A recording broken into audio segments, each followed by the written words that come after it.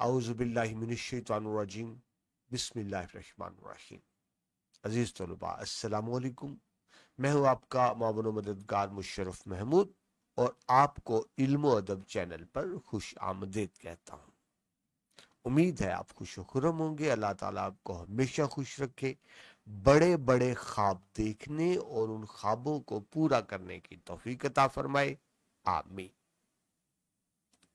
हम सालेवल उर्दू की जो नई बुक आई है 2025 उसके मुताबिक लेक्चर्स कर रहे हैं जी। और आज हमारा मौजू है सबक नंबर 7। ये ख्वाजा हसन निजामी का लिखा हुआ एक मजमून है, फाका में रोजा। ये मजमून दरअसल अरूजो जवाल की दास्तान है मुगलिया सल्तनत के हवाले से। एक वक्त था मुगलिया सल्तनत का अरूज था और फिर एक वक्त आया जवाल हुआ।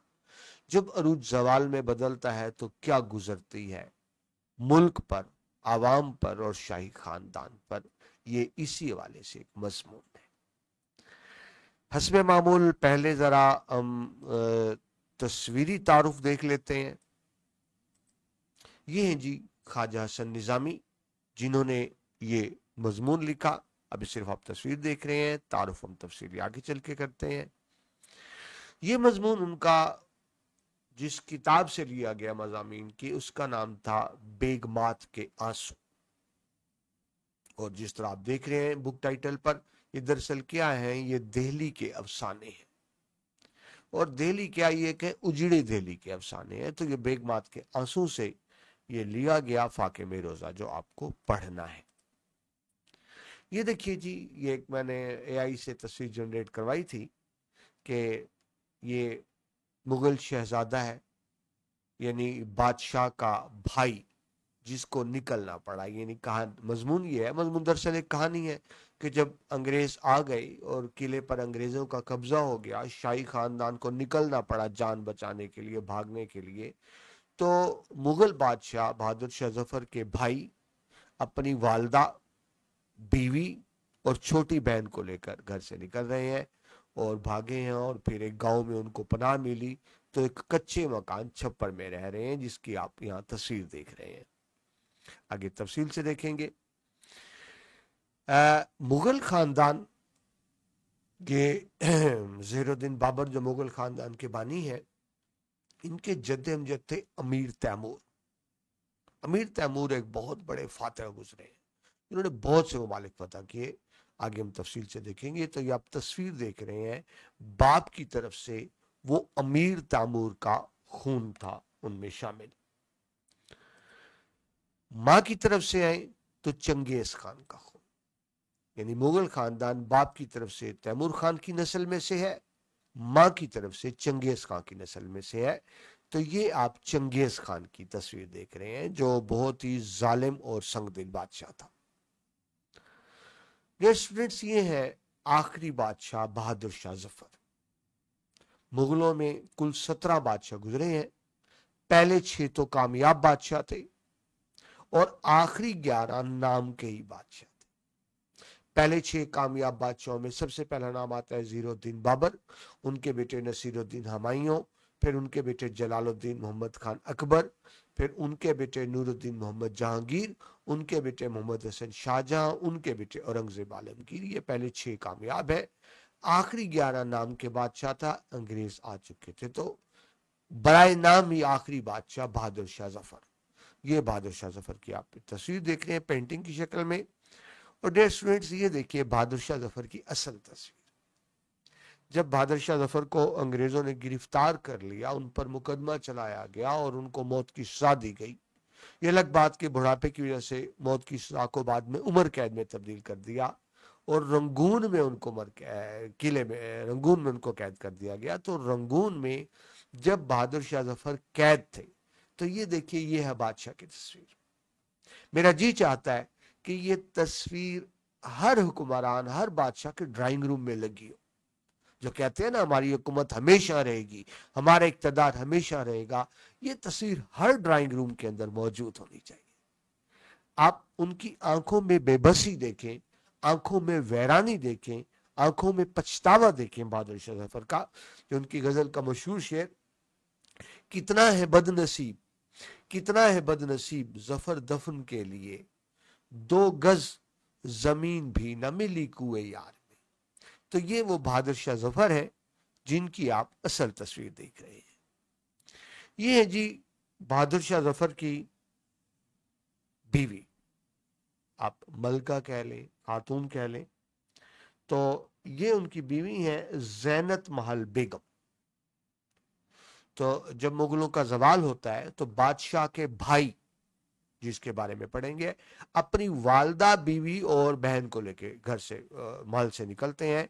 तो ये उनकी वालदा है जिनको बहादुर शाह जफर के भाई साथ लेकर निकले थे, जीनत महल बेगम। मैं यकीन से कह सकता हूं कि आप ये तस्वीर पहली मर्तबा देख रहे होंगे। ये एक ज़ाहिर है पेंटिंग है कि जब जवाल हो गया और फिर खाना जंगी की कैफियत हुई, तो उस तरफ है एक फर्जी सी तस्वीर कि किस तरह फिर शाही खानदान को निकलना पड़ा, उनकी बेबसी की एक मंजर कशी की तस्वीर। अब देखिए महल्लात में रहने वाले और उनको पनाह कहाँ लेनी पड़ी, एक गांव के छप्पर में। छप्पर एक कच्चा मकान कह लें या घास फूस से बना मकान कह लें कि साइड पे कच्ची दीवारें, ऊपर घास फूस की छत होती है। तो ये आपके सामने एक छप्पर की तस्वीर है। तो जरा तस्वर करें मुगल खानदान को, मुगल बादशाह के भाई को, वालदा को और उसके भाई की छोटी बहन को, यानी मुगल बादशाह की बहन को यहां पे पनाह लेनी पड़ी इस छप्पर में। ज़ाहिर ये नहीं होगा इस जैसा कोई छप्पर होगा। तो ये एक बड़ी रिजो जवाल की दास्तान है। ये तस्वीर फिर देखिए, मैं इसको अक्सर देखा करता हूँ। अब जरा गौर से देखें, इसको जूम करके देखें, इसका स्क्रीनशॉट ले लें, वैसे भी नेट पे आपको मिल जाएगी कि किस तरह बेबसी है बादशाह की आंखों में। ठीक है जी। तो इस तफसीरी तारुफ के बाद अब हम आते हैं बाकायदा कंटेंट की तरफ। आपको शुरू में तस्वीर दिखाने का मतलब ये होता है कि आपकी आंखों में एक पूरा मंजर आ जाए। जी, ये इस मजमून के मुसन्नफ है ख्वाजा हसन निजामी, जिन्होंने 82 साल उम्र पाई, 1873 से 1955। असल नाम था आपका ख्वाजा सैयद अली हसन, अदबी नाम है आपका हसन निजामी। हजरत निजामुद्दीन औलिया के दरबार के मुतवली थे, मुतवली कस्टोडियन कह लें, निगरान कह लें, इंतजाम करने वाले। और आपका सिलसिला भी उनसे मिलता है।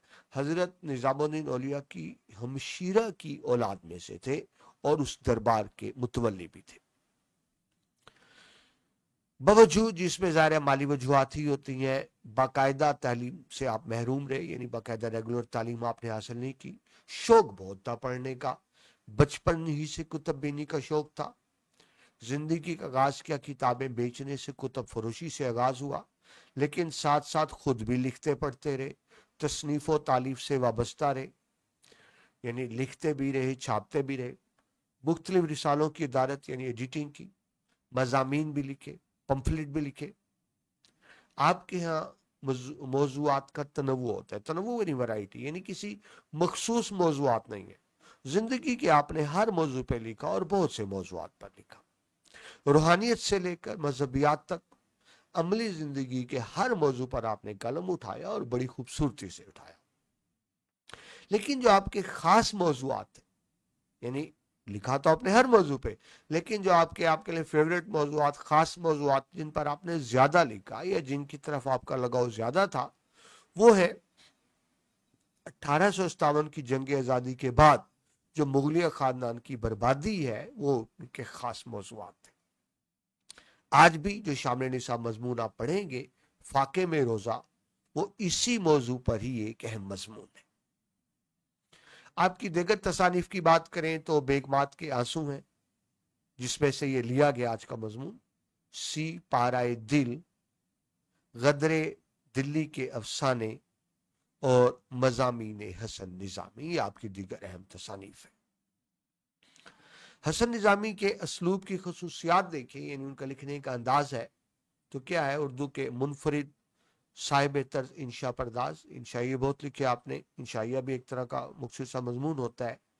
آپ کی تحریر میں سادگی ہے، روانی ہے، تاثیر ہے، مشکل لفظ استعمال نہیں کرتے، سادہ الفاظ ہے، لیکن ان کے اندر تاثیر ہے، یعنی آپ کی بات دل کو محسوس ہوتی ہے۔ آپ یہ مضمون پڑھیں گے تو آپ کو اندازہ ہوگا۔ اپنے دور کی دلی کی رواں شستہ صاف زبان، اس زمانے میں دلی میں جو زبان بولی جاتی تھی وہ آپ کو خواجہ حسن نظامی کے مضامین میں نظر آتی ہے۔ کلام میں بے تکلفی ہے، یعنی کوئی تکلف نہیں ہے، بناوٹ نہیں ہے، نیچرل ہے، لیکن چستی اور موضوعیت بھی ہے، موضوع کلام ہے، اور وہ ایک پرکشش جو انسان کو اٹریکٹ کرتا ہے۔ تحریر میں سوز و گداز ہے، کیسے نہ ہو کہ جب وہ مغلوں کا زوال بیان کرتے ہیں تو سوز و گداز آ ہی جاتا ہے دکھ کی کہانی میں، لیکن آپ نے بڑی خوبصورتی سے ان مناظر کو اس طرح سے بیان کیا کہ ہماری آنکھوں میں ایک پورا منظر آ جاتا ہے۔ مضمون نویسی اور انشائیہ نگاری میں آپ کو خاص کمال حاصل ہے، اور آج ہم ان کا مضمون پڑھ رہے ہیں۔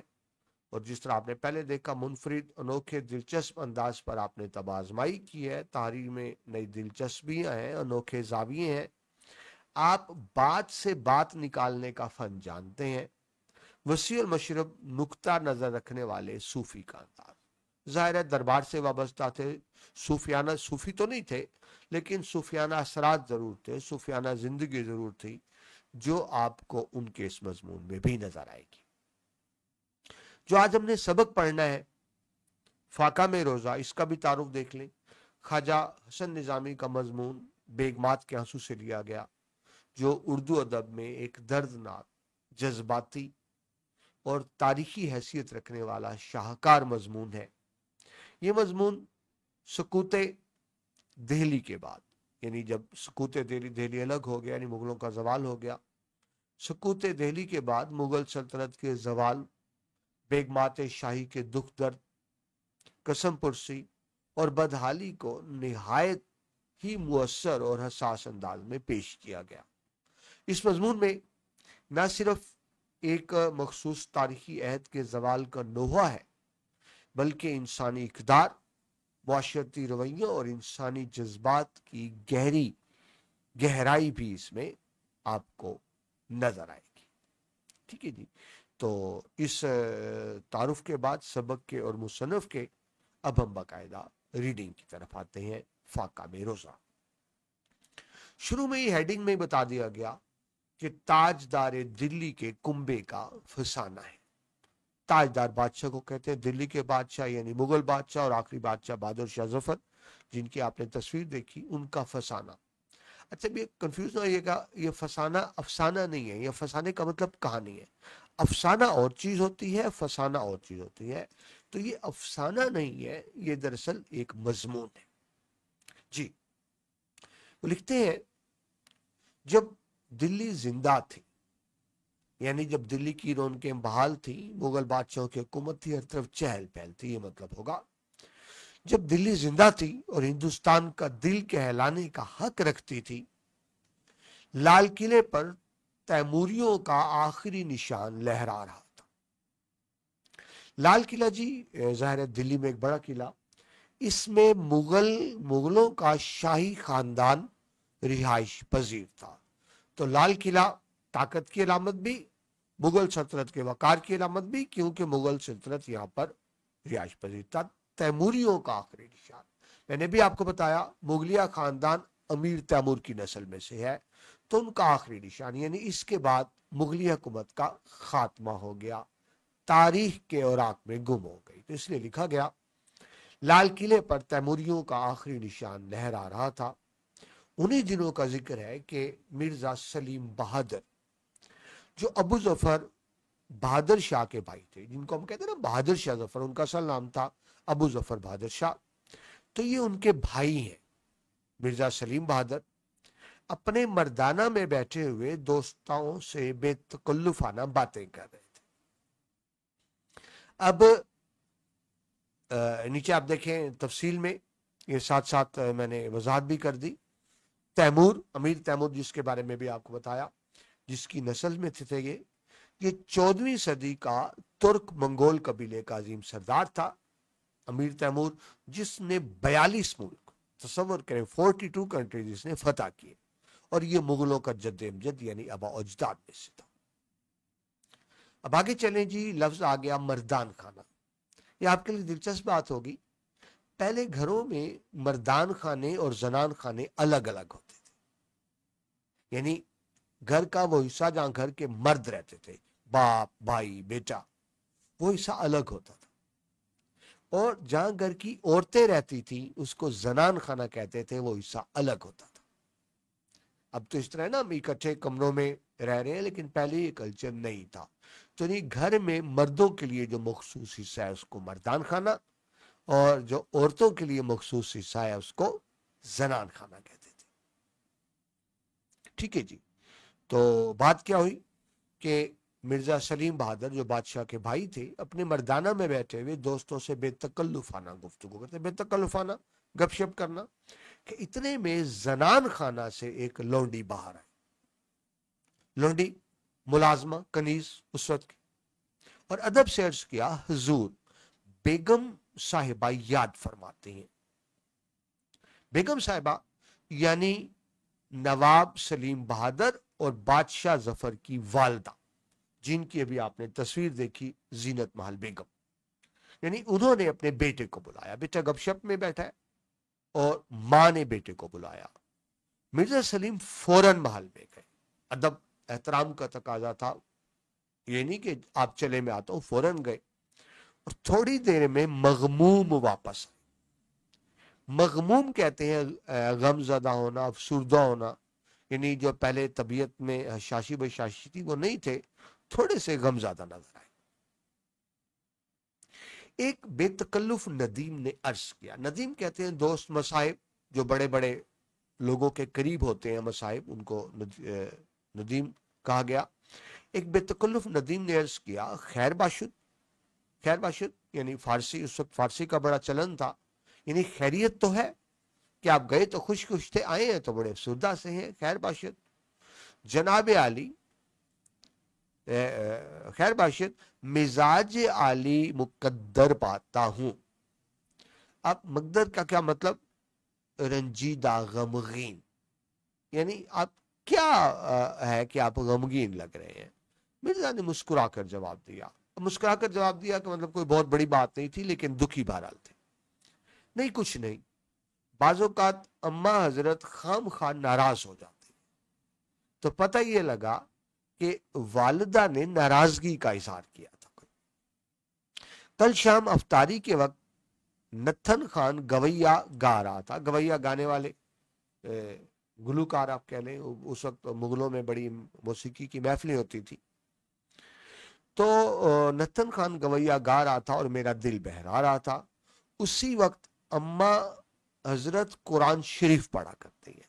اچھا ذہن میں رکھیں، یہ موقع ہے رمضان المبارک کا، نیک مہینہ رمضان کا جاری ہے، تو افطاری کے وقت، افطاری سے یعنی پہلے والدہ کی عادت تھی قرآن پاک پڑھنا، تو والدہ قرآن پاک پڑھ رہی ہیں، اور ان کا جو بیٹا ہے اس نے محفل موسیقی برپا کی ہوئی ہے، تو اب ظاہر ہے جب قرآن پاک پڑھا جا رہا ہے اور کان میں موسیقی کی آواز ہے تو ناگوار گزرتا ہے۔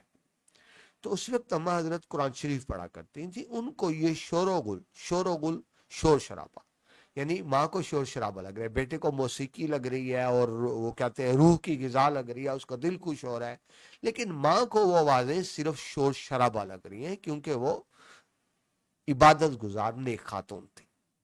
ان کو یہ شور و گل ناگوار یعنی برا معلوم ہوا۔ آج ارشاد ہوا ہے کہ رمضان میں گانے بجانے کی محفلیں بند کر دی، یعنی ماں نے بیٹے کو حکم دیا کہ رمضان کا احترام کرو، یہ عبادت کا مہینہ ہے، میں قرآن شریف پڑھ رہی ہوتی ہوں تو محفل موسیقی لگا کے بیٹھ جاتے ہو، رمضان میں گانے بجانے کی محفلیں بند کر دی جائیں۔ تو ماں نے بیٹے کو روک دیا تھا موسیقی کی محفلوں سے، اسی وجہ سے وہ ذرا دکھی اور غمگین تھے۔ تو وہ بادشاہ کے بھائی جن کے بارے میں آپ پڑھ رہے ہیں، وہ کہتے ہیں بھلا میں اس تفریح عادت کو کیوں کر چھوڑ سکتا ہوں؟ ان کو بہت مشکل نظر آ رہا ہے۔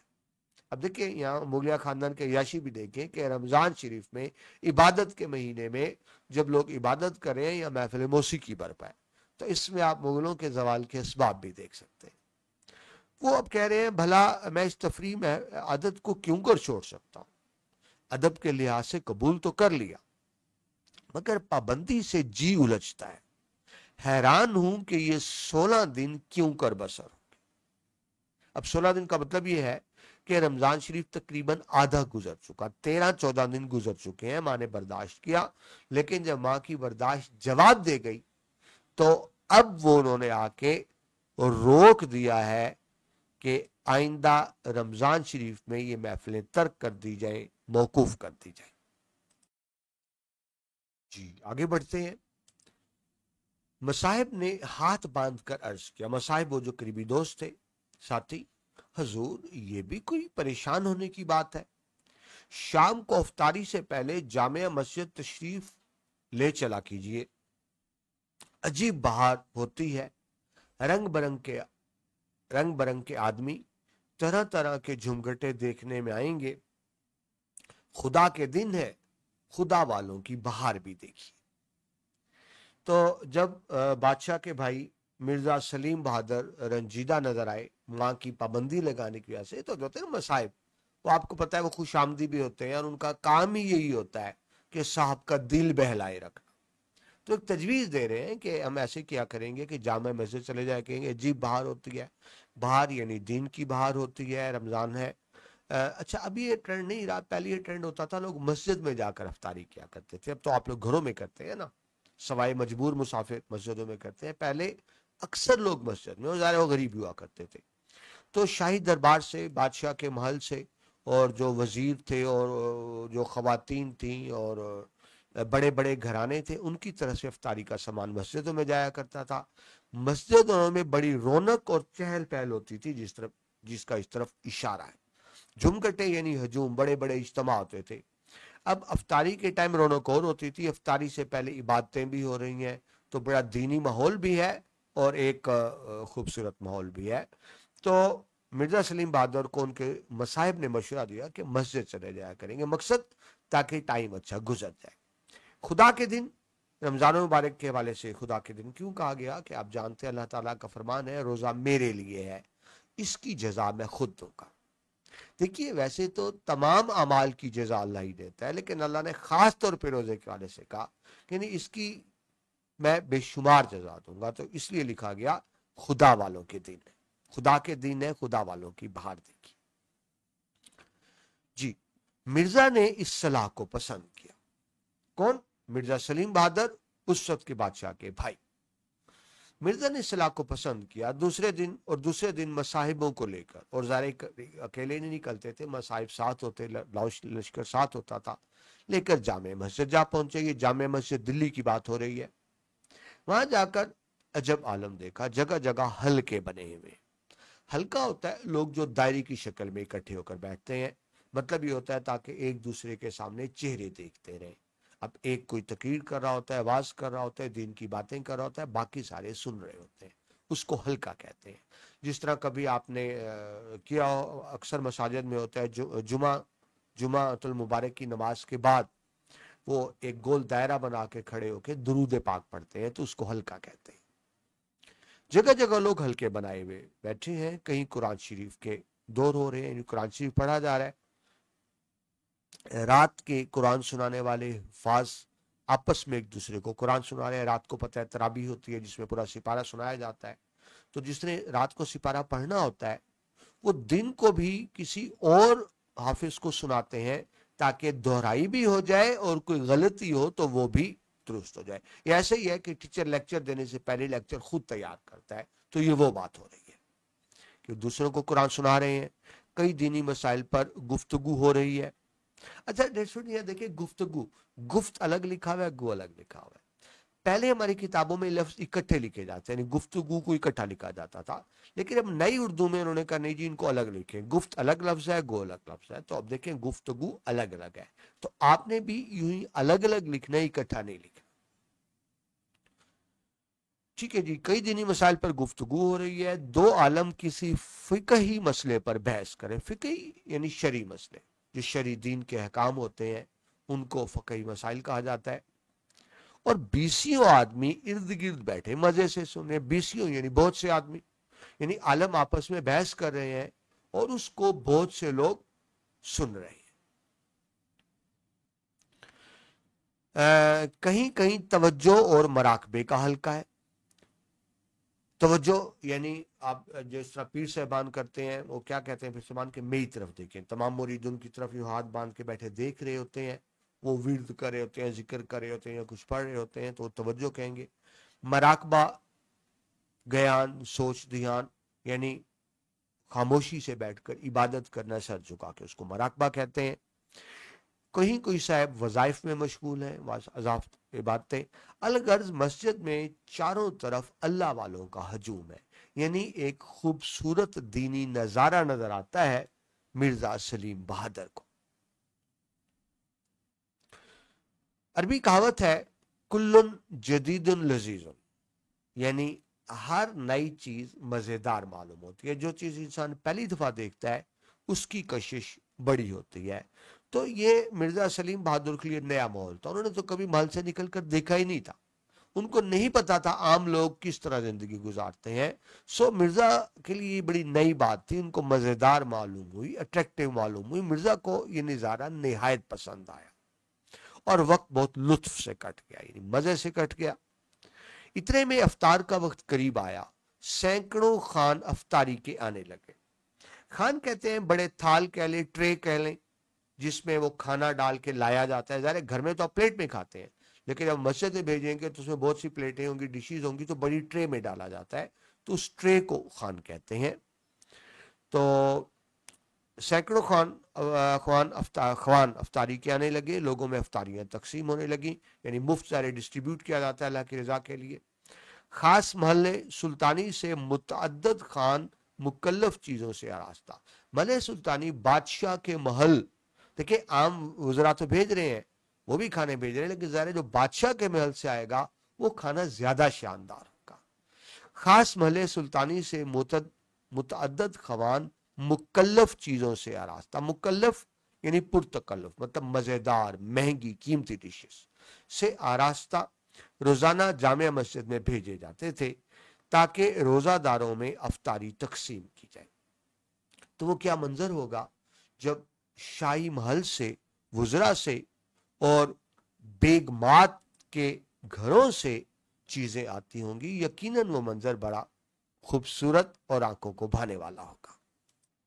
ریسٹورنٹ، جب میں آپ کو بات بتا رہا ہوں، مجھے اللہ تعالیٰ کے گھر کی افطاریاں یاد آ رہی ہیں۔ اللہ تعالیٰ کا لاکھ احسان، اللہ نے مجھے توفیق دی حرم پاک خانہ کعبہ میں بھی افطاری کرنے کی، اور نبی پاک مصطفیٰ صلی اللہ علیہ وآلہ وسلم کی مسجد نبوی میں بھی افطاری کرنے کی، تو وہاں بھی بڑا اہتمام ہوتا ہے۔ آپ تصور نہیں کر سکتے، بہت بڑے بڑے دسترخوان ہوتے ہیں، زندگی کی ہر چیز آسائش وہاں پہ موجود ہوتی ہے۔ اللہ مجھے، آپ کو، ہم سب کو بار بار ان افطاریوں کی توفیق عطا فرمائی جو اللہ کے گھر میں ہوتی ہیں۔ تو وہ افطاریاں میں نے دیکھی ہیں، تو میں تصور کر سکتا ہوں کہ یہ بادشاہ مسجد دلی میں بھی کس طرح کی افطاری کا منظر ہوتا ہوگا۔ جی آگے چلیے۔ اس کے علاوہ قلعے کی تمام بیگمات اور شہر کے سب عمرہ علیحدہ سے افطاری کے سامان بھیجتے تھے، یعنی ایک طرح کا ایک کمپٹیشن، لیکن ہیلتھی کمپٹیشن ہوتا تھا۔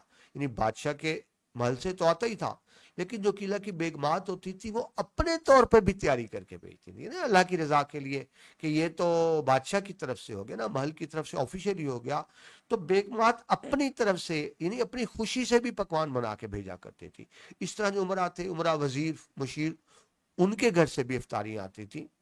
تو اس لیے خوانوں کی گنتی سینکڑوں تک پہنچ جاتی تھی، سینکڑوں بڑی بڑی ٹرے، یعنی ہوتا یہ تھا کہ کھانے والے کم ہوتے تھے، کھانے زیادہ ہوتے تھے، وہ جتنا بھی پیٹ بھر کے کھاتے تھے بچ جاتا تھا، اور ظاہر بچا ہوا پھر وہ لوگ اپنے ساتھ گھر کے لیے بھی لے جاتے تھے، یعنی اتنا وفر انتظام ہوتا تھا۔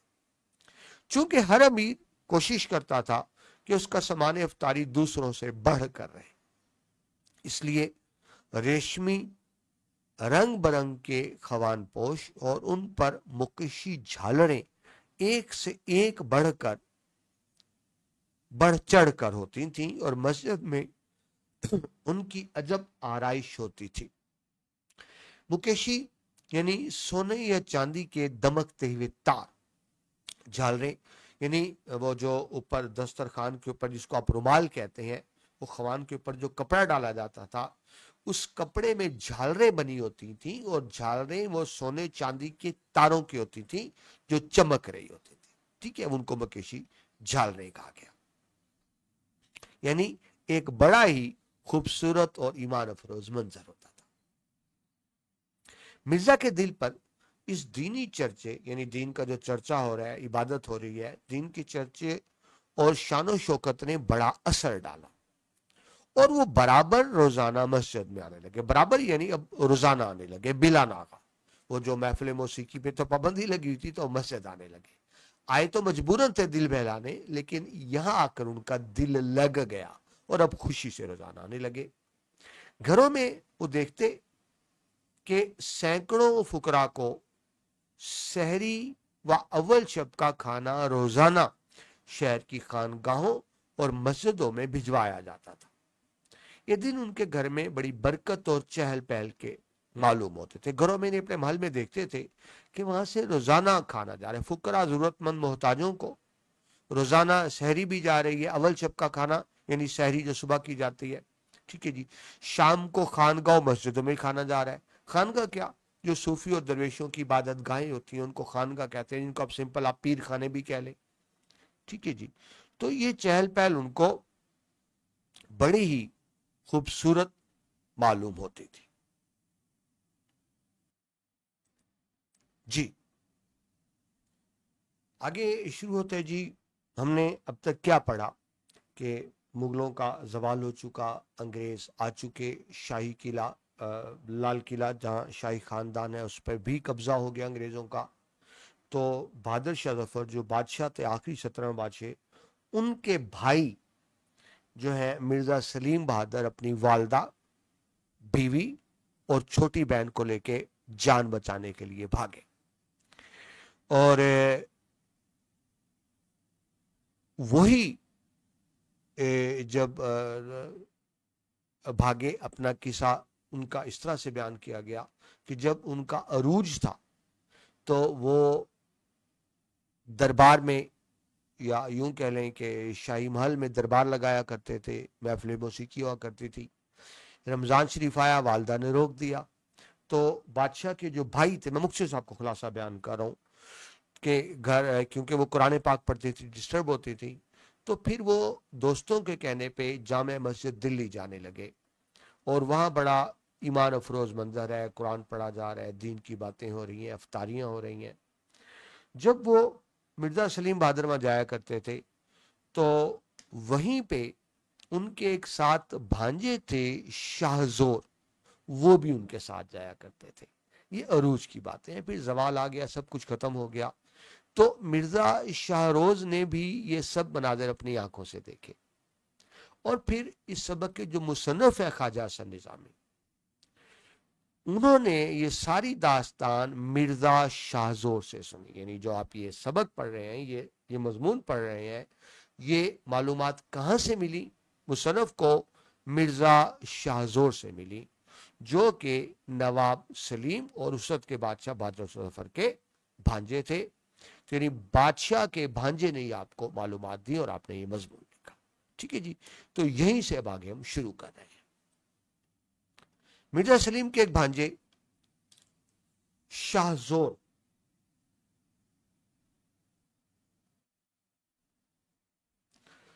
नौ उम्री के सबब अक्सर अपने मामू की सोहबत में बेतकल्लुफ शरीक हुआ करते थे। यानी उनके मामू जब जामिया मस्जिद दिल्ली जाया करते थे तो वो भी साथ चले जाते थे। नौ उम्री यानी कम उम्री, बहुत छोटे बच्चे थे। जिस तरह होता है कोई बड़ा निकले तो बच्चे चल पड़ते हैं, और मामू एक ऐसा रिश्ता है कि वैसे भी बड़ा लगाव होता है भांजो भांजियों को, तो वो भी साथ चल पड़ा करते थे। बेतकल्लुफ यानी वो जो ऐसी महफिलें होती थी, बेतकल्लुफाना महफिलें में शरीक हुआ करते थे। जाहिर है खास महफिलों में तो नहीं जाते होंगे, आम महफिलों में उनका बयान है। अब उनका किसकी बात हो रही है? शाहजोर की, जो बहादुर शाह जफर और मिर्जा सलीम बहादुर के भांजे, उनका बयान है। यानी आप आगे पूरी जो कहानी सुनेंगे ना आप, ये दरअसल मिर्जा शाहजोर की जबानी है। मिर्जा शाहजोर ने ये मुसन्नफ ख्वाजा हसन निजामी को सुनाई और उन्होंने लिखी। तो अब ये आगे जितना भी आप पढ़ेंगे बाकी लेक्चर में, ये मिर्जा शाहजोर की जबानी होगा। तो उनका बयान यानी मिर्जा शाहजोर का बयान है कि एक तो वक्त था जो आज ख्वाबो ख्याल की तरह याद आती है, गुजरा खूबसूरत वक्त, جب محل تھا، دربار تھا، سلطنت تھی، بادشاہ تھی، یاد آتا ہے۔ اور ایک وہ وقت آیا کہ دلی زیر و زبر ہو گئی، زیر و زبر الٹ پلٹ ہو گئی، تباہ ہو گئی، برباد ہو گئی۔ اچھا، ایک انٹرسٹنگ بات آپ کو، کیونکہ اردو گرامر میں آپ کے وہ ایک کوشچن آتا ہے تذکیر و تانیث کا بھی، تو عام طور پہ جو دلی شہر ہے اس کو مؤنث تصور کیا جاتا ہے، باقی تمام شہر مذکر۔ دیکھیں، میں لاہور گیا، میں نے لاہور دیکھا، میں نے اسلام آباد دیکھا، میں نے پشاور دیکھا، میں نے کوئٹہ دیکھا، میں نے بہاولپور دیکھا، لیکن ہم کہیں گے میں نے دلی دیکھی، تو ذہن میں رکھیں گرامر کے حساب سے تمام شہر مذکر ہوتے ہیں، لیکن دلی کو مؤنث لکھا جاتا ہے۔ تو یہ آپ دیکھیں، دلی زیر و زبر ہو گئی، یعنی تباہ و برباد ہو گئی۔ قلعہ برباد ہو گیا، قلعہ لال قلعہ جہاں رہتا تھا شاہی خاندان، ظاہر ہے امیروں کو پھانسیاں مل گئی۔ کیوں پھانسیاں ملی؟ دیکھیے 1857 کی جو ہم جنگ آزادی کہتے ہیں، انگریز اس کو غدر بغاوت کہتے ہیں، تو انگریزوں کے خلاف بغاوت تھی، تو بادشاہ ظفر نے انگریزوں کے خلاف مسلمانوں کا ساتھ دیا تھا، لہذا جب انگریز آ گئے تو انگریزوں کے نزدیک بہادر شاہ ظفر اور اس کے تمام وزیر امراء بھی غدار تھے، اور غداری کا الزام لگا کر ان کو پھانسیاں دی گئی۔ کسی کو تو ویسے قتل کر دیا اکثر کو، اور جو بچ گئے بعد میں مقدمے چلا کے ان کو پھانسیاں دے دی گئی۔ ان کے گھر اکھڑ گئے، اجڑ گئے، ان کی بیگمات ماما گیری کرنے لگی، اور مسلمانوں کی سب شان و شوکت تاراج ہو گئی۔ ماما گیری کہتے ہیں گھروں میں کام کرنا، گھروں میں نہیں، ملازمہ کام کرتی ہیں، کھانا پکانا وغیرہ باقی چیزیں، خدمت کرنا۔ تو اب تصور کریں، شاہی خاندان کی جو خواتین تھیں وہ گھروں میں کام کرنے لگیں، کیونکہ پیٹ کا دوزخ تو بہرحال بھرنا ہوتا ہے، پیٹ تو روٹی مانگتا ہے۔ تاراج ہونا، تباہ و برباد ہونا، ختم ہونا۔ اب یہ کون بیان کر رہے ہیں؟ شاہزور بیان کر رہے ہیں، جو بادشاہ کے بھانجے ہیں، اور اکثر وہ مرزا سلیم بہادر کے ساتھ بھی محفلوں میں شریک ہوا کرتے تھے۔ اس کے بعد وہی اب شاہزور ہی بیان کر رہے ہیں، اس کے بعد ایک دفعہ رمضان شریف کے مہینے میں جامع مسجد میں جانے کا اتفاق ہوا، یعنی جب دلی اجڑ گئی، تباہ ہو گئی، انگریز آ گئے، تو کہتے اس کے بعد وہ پھر گیا، کیا دیکھتا ہوں کہ جگہ جگہ چولہے بنے ہوئے ہیں، چولہے کھانا پکانے کے، اور ظاہر ان میں آگ بھی جلائی جاتی ہے، سپاہی روٹیاں پکا رہے ہیں۔ یہ کہاں کی بات ہو رہی ہے؟ مسجد کے اندر، مسجد کے اندر کا منظر آپ کو بیان کیا جا رہا ہے۔ گھوڑوں کے دانے دلے جا رہے ہیں۔ دانے دلنا یعنی غلہ سے دال بنانا، وہ غلہ کو پیسا جاتا ہے، اسے دال میں تبدیل کرتا ہے، اس کو دانے دلنا کہتے ہیں۔ اور کس کے لیے؟ گھوڑوں کے لیے، یعنی گھوڑوں کی خوراک تیار ہو رہی ہے، آپ یوں سمجھے۔ گھاس کے انبار لگے ہوئے مسجد کے اندر، گھوڑوں نے گھاس کھانی ہے۔ اور شاہ جہاں کی خوبصورت، یہ مسجد بنوائی تھی شاہ جہاں نے، شاہ جہاں کی خوبصورت اور بے مثل مسجد، بے مثل جس کی مثال کو نہیں آتی، استبل نظر آتی ہے۔ استبل گھوڑوں کا تھان، یعنی جہاں گھوڑوں کو باندھا جاتا ہے، گھوڑوں کے رہنے کی جگہ۔ ظلم دیکھیں، جو اللہ کا گھر مسجد ہے وہ گھوڑے باندھے ہوئے، اور آپ جانتے ہیں جب گھوڑے باندھے ہوں گے تو وہ اخراج بھی وہیں پہ کرتے ہوں گے مسجد کے اندر۔ آپ تصور کر سکتے ہیں کتنی بڑی بے حرمتی مسجد کی۔ اور پھر جب مسجد واگزاشت ہوگی، واگزاشت ہوتا ہے کہ قبضہ چھڑا لینا، یعنی پھر انگریزوں نے بہرحال مسجد مسلمانوں کو واپس کر دی، یعنی کچھ عرصہ تو استبل بنا رہا، مسجد کی بے حرمتی رہی، لیکن جب حالات بحال ہوئے تو پھر انگریزوں نے مسلمانوں کو واپس کر دی، اور سرکار نے اس کو مسلمانوں کے حوالے کر دیا۔ تو رمضان ہی کے مہینے میں پھر جانا ہوا، یعنی یا تو عروج کے زمانے میں انہوں نے مسجد دیکھی، کس نے؟ شاہزور نے، بادشاہ کے بھانجے نے۔ پھر زوال کے بعد دوسری دفعہ دیکھی تو مسجد استبل بنا ہوا ہے، گھوڑوں کا تھان بنا ہوا ہے۔ اور پھر ایک مرتبہ پھر گئے جب مسجد آزاد ہوئی، تو کیا دیکھتے ہیں؟ پھر جانا ہوا، کیا دیکھتے ہیں؟ چند مسلمان میلے کچیلے، پیوند لگے کپڑے، پیوند وہ پھٹ جاتا ہے نا، تو وہ ٹاکی کسی اور کپڑے کا ٹکڑا لگا دیا جاتا ہے، اسے پیوند کہتے ہیں، جوڑ لگانا۔ دو چار قرآن شریف کا ورد کر رہے ہیں کچھ غریب، اور ان میں کچھ ایسے پریشان حال بیٹھے وظیفہ کر رہے ہیں، یعنی مسجد تو اب دوبارہ آباد ہو گئی، لیکن وہ پہلے والی رونق نہیں رہی۔ اب غریب غربا ہیں، اور ظاہر ہے غریب غربا سے مسجد میں کیا رونق ہو گئی۔ وہ جو افطاریاں اور کھانے اور پکوان आया करते थे वो सब खत्म हो गए। क्यों? वो पकवान भेजने वाले खत्म हो गए, तबाह बर्बाद हो गए। अफ्तारी के वक्त चंद आदमियों ने खजूरें और दाल सीऊ बांट दिए। सीऊ सवैयों को कहते हैं, हम कहते हैं दाल सवैया, वो बांट दिए। अब ज़ाहिर ये सस्ती होती है, तो वो पहले वाली शान शौकत की अफ्तारी तो नहीं, ये नहीं समझें कि गरीबाना अफ्तारी हो रही है। किसी ने तरकारी के कतले तकसीम कर दिए। तरकारी वैसे सब्जी को कहते हैं, कतले टुकड़े, तो यानी छोटे सब्जियों फलों के टुकड़े, ठीक है ना। जिस तरह मुख्तलिफ तरह की सब्जियां बतौर कच्ची भी खाने में इस्तेमाल होती हैं, तो उसको कहा जा रहा है कतारी के तल के, ये छोटे छोटे फलों सब्जियों के टुकड़े। ना वो अगला समा, अगला यानी जो अगले से मतलब गुजरा हुआ पिछला समा मंजर, वो पहले वाला मंजर नहीं था, वो चहल पहल नहीं थी। ना वो अगली सी चहल पहल, ना वो पहली सी शान शौकत। जाहिर है जवाल है, और जवाल की निशानी हर जगह नजर आ रही है। ये मालूम होता था कि बेचारे फलक के मारे चंद लोग जमा है, फलक के मारे, मुसीबतों के मारे। अच्छा तस्वर ज़हन में रखें, उर्दू में फारसी से ही रिवायत आई है कि जितनी भी मुसीबतें होती हैं वो आसमान से नाजिल होती हैं। तो ये तस्वर किया जाता है मुसीबतें आसमान से आती हैं, तो उसी पस मंजर में लिखा गया बेचारे फलक के मारे, यानी मुसीबतों, आसमान से आने वाली मुसीबतों के मारे चंद चंद लोग जमा है। ज़ाहिर तादाद भी कम है।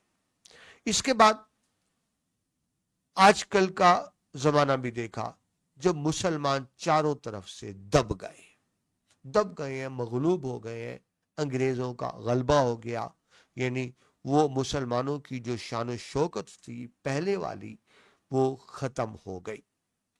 अब यानी मुख्तलिफ जमानों में वो मुख्तलिफ हालात देख रहे हैं। कौन? मिर्जा शहजोर।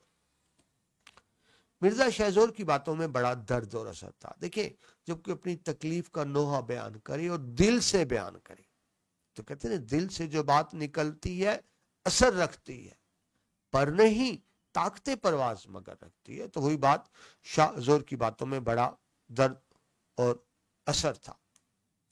एक दिन मैंने उनसे गदर का किस्सा और तबाही का अफसाना सुनना चाहा। अब मैंने कौन? बात हो रही है राइटर, मुसन्नफ, यानी ये जो इसके हैं जिन्होंने ये सबक लिखा है, ये उनकी बात हो रही है, ख्वाजा हसन निज़ामी की। यानी ख्वाजा हसन निज़ामी ने शाहजोर से दरख्वास्त की कि मुझे वो अफसाना सुनाए। अब शाहजोर ने सुनाया तो उन्होंने लिखा, आंखों में आंसू भर लाए। कौन? मिर्जा शाहजोर। और इसके बयान करने में उज़र या मजबूरी जाहिर करने लगे। उज़र कहते हैं टाल मटोल करना, माजरत करना, दुख की बात थी, ज़रा बयान करते हुए दुख आता है, वो दुख को याद नहीं करना चाहते थे। लेकिन जब मैंने ज्यादा इसरार किया तो उन्होंने अपनी दर्दनाक कहानी इस तरह सुनाई। तो अब आगे आप जितने भी पढ़ेंगे, ये वो कहानी है जो शाहजोर सुना रहे हैं ख्वाजा हसन निज़ामी को। आगे वो कहानी शुरू। गदर कहते हैं बगावत को, यानी गदर का लघवी मतलब है बगावत करना। यानी जब मुसलमानों ने बगावत की तो अंग्रेजों के नजदीक तो गदर बगावत थी, लेकिन हमारे नजदीक वो जंग आजादी थी। अगर वो कामयाब हो जाती तो आजादी की तहरीक होती, नाकाम हो गई तो गदर बन गई।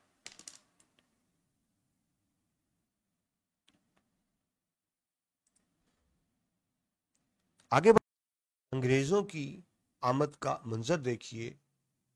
जब अंग्रेज तोपों ने, किरचों और संगीनों ने, किरचों जो छोटे छोटे नोकीले टुकड़े होते हैं, देखिए किसी को ज़ाहिर पत्थर लगे तो वो जख्मी होगा, लेकिन अगर पत्थर नोकदार हो तो वो बहुत ज्यादा जख्म करते हैं। तो छोटे छोटे जो नुकीले टुकड़े होते हैं उनको किरचों कहता है, जिसे किरचियां भी हम कहते हैं। संगीनों, संगीन क्या होती है? बंदूक की नाली के आगे वो एक नोकदार हथियार, यानी छुरा टाइप कह ले, छुरा कह ले, नाइफ जिसको आप कहते हैं। तो वो बंदूक के आगे एक नोकदार हथियार होता है कि यानी दूर से गोली चलाई जाती है, पास हो या गोलियां खत्म हो चुकी हो तो डायरेक्ट वो यानी इस तरह से तलवार की तरह से मारा जा सकता है, उसको संगीन कहते हैं। तो किरचों संगीनों ने चकमाना तोड़ जोड़ने, चकमाना, आप चकमा आपने सुना होगा, चकमा देना, फरेब देना, धोखा देना, उसे चकमा देना कहते हैं। तो उसी को लिखा चकमाना जोड़ तोड़। अंग्रेजों ने जोड़ तोड़ किया था।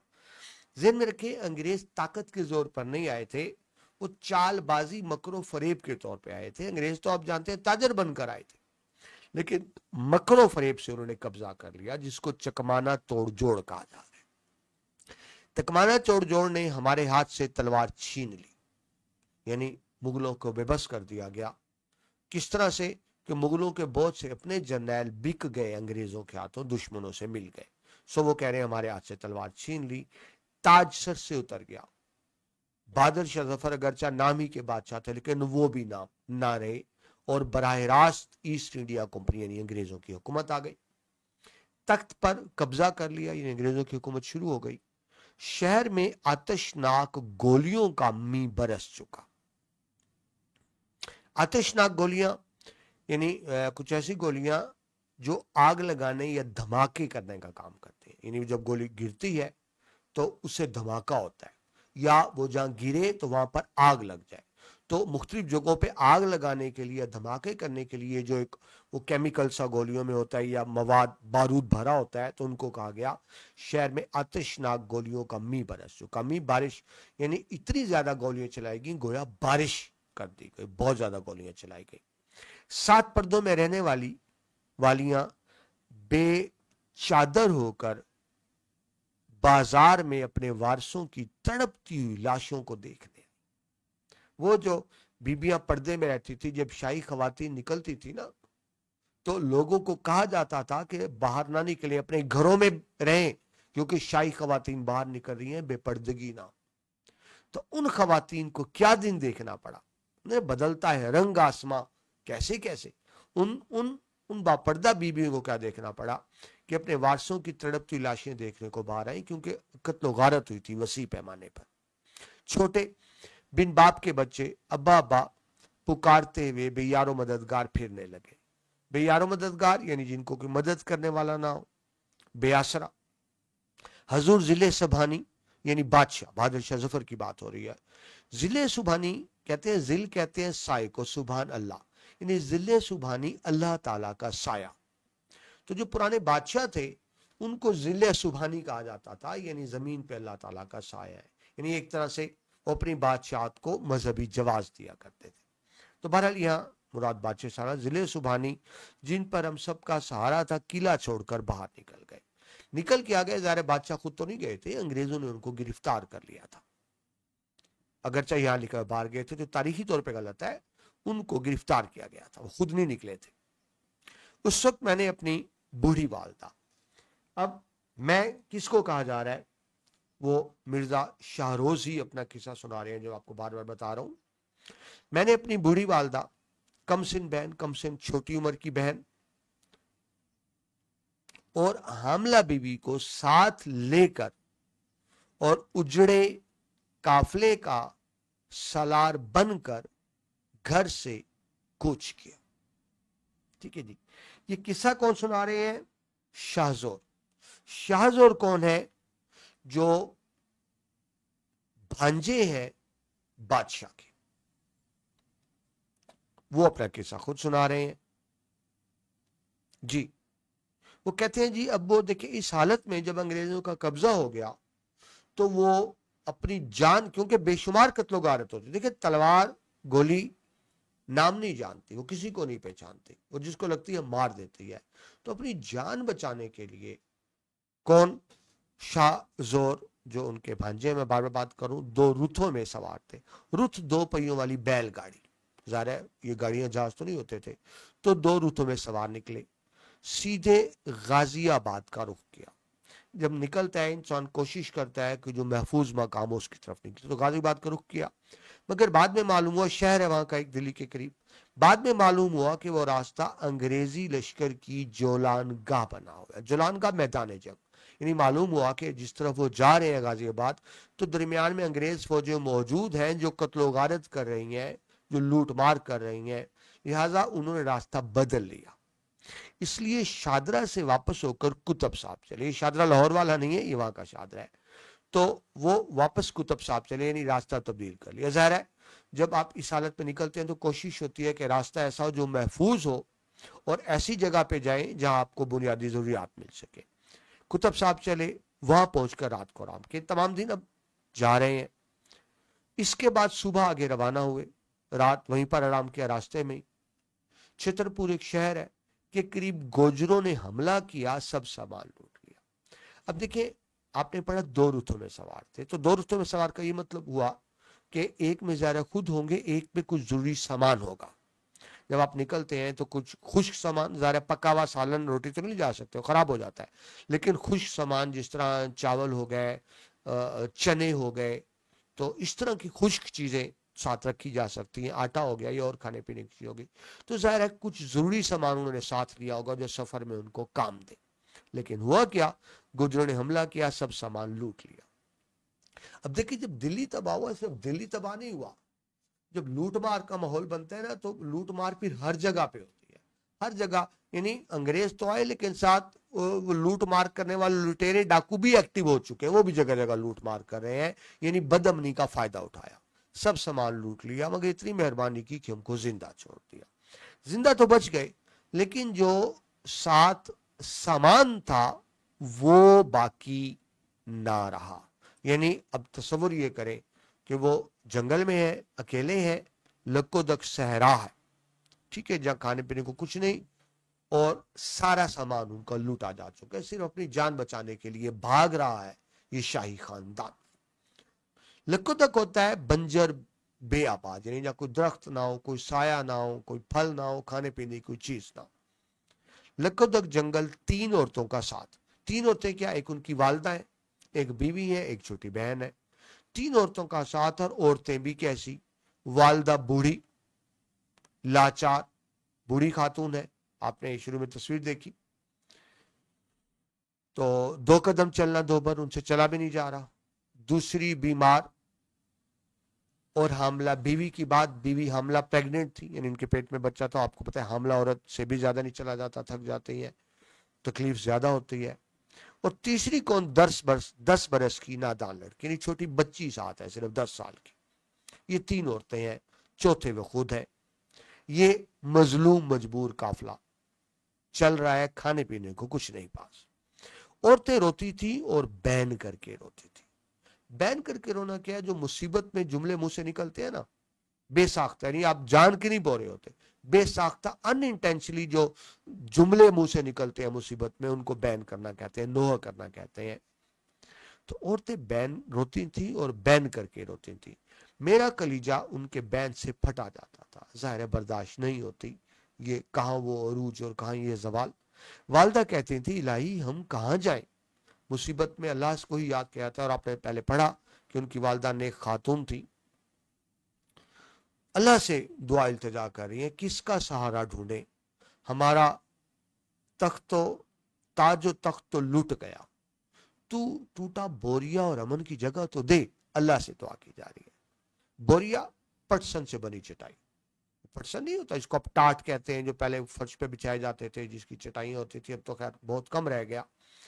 तो टूटा बोरिया, यानी को फटा पुराना बोरिया ही हो बेशक, अमन की जगह। तो वो अल्लाह से दुआ करिए, अल्लाह हुकूमत तो गई, तख्त हो गया, लेकिन कोई सुकून की जगह तो मिले, जान तो बचानी है।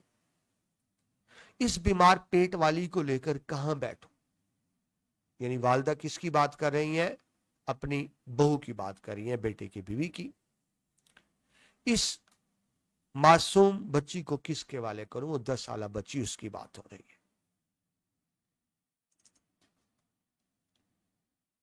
कहती है वालदा, अल्लाह ताला से दुआ कर रही है और अपने हालात बयान कर रही है। जरा शिकवा अल्लाह से ही होता है। जंगल के दरख्त भी हमारे दुश्मन है, कहीं साया नजर नहीं आता। देखिए, दरख्त का काम साया देना होता है, लेकिन वो जहां से गुजर रहे हैं, पहली बात वहां दरख्त है नहीं, और दरख्त है तो सायादार नहीं है, इसलिए उनको दुश्मन कह रही है। बहन की ये कैफियत थी कि वो सहमी हुई खड़ी थी। वो 10 वर्ष की छोटी बच्ची, क्या उम्र होती है ये, और हम सब का मुंह तकती थी। उस बच्ची ने तो सिर्फ महल देखा था, ये उसके लिए बिल्कुल नया तजर्बा था। मुझको उसकी मासूमाना बेकसी पर बड़ा तरस आता था। आखिर मजबूर होकर मैंने औरतों को दिलासा दिया, यानी उनकी हिम्मत बढ़ाई और आगे चलने का कहा। गांव सामने नजर आता था, गरीब औरतों ने चलना शुरू किया। दूर से नजर आता था कि आगे कोई आबादी है, एक गांव है, चलो कुछ तो आसरा होगा ना, क्योंकि वो भूखे प्यासे फिर रहे हैं और कोई आसरा नहीं है। वालदा कदम कदम पर ठोकर खाती थी, सर पकड़कर बैठ जाती थी। जब वो ये कहती, यानी खुद कलामी भी हो रही है, अल्लाह से भी दुआ की जा रही है, और दूसरों को भी अपने यानी बता रही है, बेटे को भी, बहू को भी। क्या कहती हैं, जरा दर्द भरे अल्फाज देखिए। तकदीर उनको ठोकरें खिलवाती है जो ताजदारों के ठोकरें मारते थे। यानी एक वक्त था कि मुगल ताजदारों के ठोकरें मारते थे। हिंदुस्तान में बड़े बड़े नवाब थे जिनको शिकस्त देकर मुगलों ने अपनी हुकूमत कायम की थी, बड़े बड़े तख्तो ताराज को ठोकरें मारी थी, उसकी बात हो रही है। यानी अपने शानदार माजी को याद कर रही है। तकदीर उनको ठोकरें खिलवाती है जो ताजदारों के ठोकरें मारते हैं। किस्मत ने उनको बेबस कर दिया जो बेकसों के काम आते थे। यानी हम तो वो थे जो बेकसों के काम आते थे, और अब क्या बना। हम चंगेज खान की नस्ल से हैं जिसकी तलवार से जमीन कांपती थी। हम तैमूर की औलाद हैं जो मुल्कों का और शहरियारों का बादशाह था। अमीर तैमूर एक बहुत बड़ा बादशाह गुजरा। तो मुगल खानदान बाप की तरफ से अमीर तैमूर की नस्ल से थे, और मां की तरफ से चंगेज खान की नस्ल से थे। यानी अमीर तैमूर और चंगेज खान दोनों का खून उनकी नस्ल में दाखिल था। तो नीचे में तफसील दी है। चंगेज खान कौन था? ये 12वीं सदी का एक सख्त गिर मंगोल बादशाह था, बड़ा सख्त बादशाह था। जहां फतह करता था तो बेशुमार कत्लो गारत करवाता था, खोपड़ियों के मीनार बनवाता था और खुश होता था देख के। तो ये मां की तरफ से उस चंगेज खान की नस्ल से थे, 12वीं सदी का सख्त हुक्मरान। अमीर तैमूर भी एक बहुत बड़ा बादशाह, लेकिन कामयाब बादशाह, ये 14वीं सदी का था। तुर्क मंगोल कबीले का बड़ा सरदार था। तो मुगल अमीर तैमूर और चंगेज खान की नस्ल अपनी याद कर रहे हैं। हम शाहजहां के घर वाले। शाहजहां मुगलों का पांचवा कामयाब बादशाह। शाहजहां जिसने शाही मस्जिद भी बनवाई, दिल्ली में भी, लाहौर में भी। तो पांचवा मुगल बादशाह। कुल 17 बादशाह थे, पहले 6 कामयाब थे, तो उन पहले 6 कामयाबों में से पांचवा बादशाह। तो शाहजहां जिसने एक कब्र पर जवाहर निगार बहार दिखा दी। जवाहर निगार यानी वो मुरस्सा जुड़ाओ, यानी हीरे जवाहरात लगाना, कब्र पर ही जवाहरात लगाए। इतनी दौलत थी, कब्र पर लगवाए। दुनिया में बेनजीर मस्जिद दिल्ली के अंदर बनी, बेनजीर जिसकी कोई मिसाल नहीं मिलती। और फिर दर्द से कहती हैं, हम हिंदुस्तान के बादशाह के कुंबे के हैं। यानी हम उसी कुंबे के हैं जिसका इतने शानदार और अजीम माजी था। डियर स्टूडेंट्स, मैंने आपको पहले लेक्चर में भी दिखाई थी तस्वीरें, अब दूसरे में दोबारा दिखा रहा हूँ। ये देखिए एक फर्जी सा मंजर है कि नहीं दिखाया जा रहा है। वो शाहजोर जो बादशाह के भांजे थे अपनी बूढ़ी वालदा के साथ बैठे हैं, बीवी है जो हामला है, प्रेग्नेंट है, और 10 साल की एक छोटी बच्ची है, और कच्चे मकान में बैठे हैं। ठीक है जी।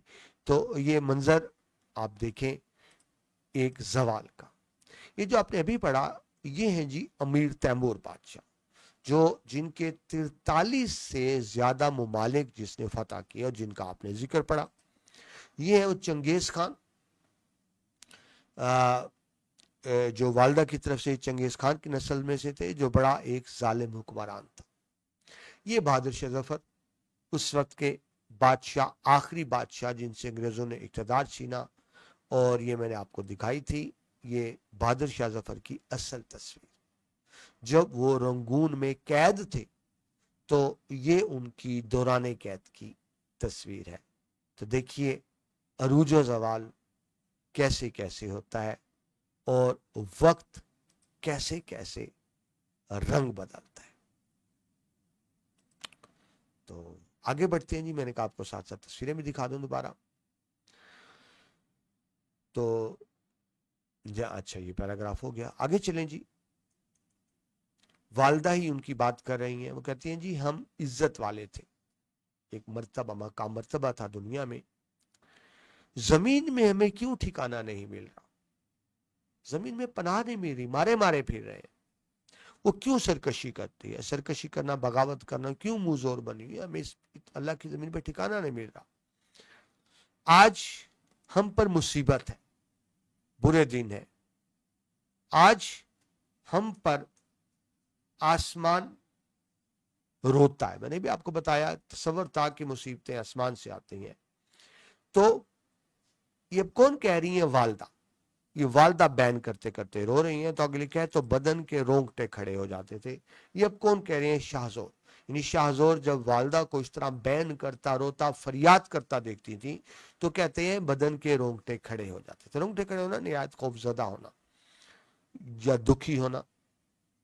القصہ، القصہ یعنی مکثر آپ کہیں، بہزار دقت بہت مشکل سے وہ دشواری گرتے پڑتے گاؤں میں پہنچ گئے۔ یعنی لوٹ تو چکے ہیں، ویرانے سے گزرتے ہوئے آبادی میں آ گئے ہیں۔ یہ گاؤں مسلمان میواتیوں کا تھا۔ میواتی ایک قوم ہے، تو یہ مسلمان میواتی تھے۔ انہوں نے ہماری خاطر کی اور اپنی چوپاڑ میں ہم کو ٹھہرایا۔ جب ان کو پتہ لگا یہ شاہی خاندان ہے تو خاطر کی، لیکن ظاہر غریب تھے، کتنی خاطر کر سکتے تھے۔ عزت یہ دی، اپنی چوپاڑ میں ٹھہرایا۔ چوپاڑ کیا ہوتا ہے؟ گاؤں میں ایک بڑا حال نما کمرہ کہہ لیں، گاؤں کا پنچایتی مکان، یعنی ایک بڑا کمرہ ہوتا ہے۔ آپ یہ کہہ لیں کہ اجتماعی بیٹھک کہہ لیں۔ گھروں میں بیٹھک چھوٹی ہوتی ہے، ڈرائنگ روم چھوٹا ہوتا ہے، تو گاؤں کا ایک بڑا ڈرائنگ روم، اجتماعی کمرہ، گاؤں کا اکٹھ خوشی غمی کا وہیں پہ ہوتا ہے۔ کوئی محفل ہو وہیں پہ ہوتی ہے، کوئی لڑائی جھگڑا ہو جائے تو وہیں پہ فیصلے ہوتے ہیں۔ یعنی جو پنچایت کہتے ہیں جہاں لوگ مل کے فیصلے کریں، تو وہ جہاں گاؤں کی پنچایت منعقد کی جاتی ہے، یعنی مشترکہ بڑا کمرہ، اس کو چوپاڑ کہتے ہیں۔ تو ہمیں یہ عزت دی کہ ظاہر چوپاڑ میں کوئی رہتا نہیں، صرف وہ کبھی کبھی استعمال ہوتی ہے، تو ہمیں چوپاڑ میں ٹھہرا دیا۔ ٹھیک ہے جی۔ تو یوں اب یہ بے بس خاندان بہرحال ایک گاؤں میں پہنچ چکا ہے۔ آگے کہتے ہیں کچھ دن تو ان مسلمان گواروں نے ہمارے کھانے پینے کی خبر رکھی۔ گوار گاؤں کے باشندے، یعنی وہ جن کو ابھی تہذیب شعور نہ ہو۔ عام طور پر ہم گوار ان پڑھ جاہل کو کہتے ہیں، لیکن گوار کا اصل مطلب ہوتا ہے گاؤں کے رہنے والے باشندے، یعنی گالی نہیں ہے، گوار گاؤں کے باشندے کو کہا جاتا ہے۔ تو کچھ دن تو ان مسلمان گواروں نے ہمارے کھانے پینے کی خبر رکھی اور چوپاڑ میں ہم کو ٹھہرا رکھا، لیکن کب تک یہ بار اٹھا سکتے؟ ذرا خود بھی غریب تھے۔ دیکھیے جب غریب کے گھر خود کھانے پینے کو کچھ نہ ہو تو وہ مہمان نوازی کیا کرتا ہماری؟ اکتا گئے اور ایک دن مجھ سے کہنے لگے، کس سے؟ یعنی میاں شاہزور سے۔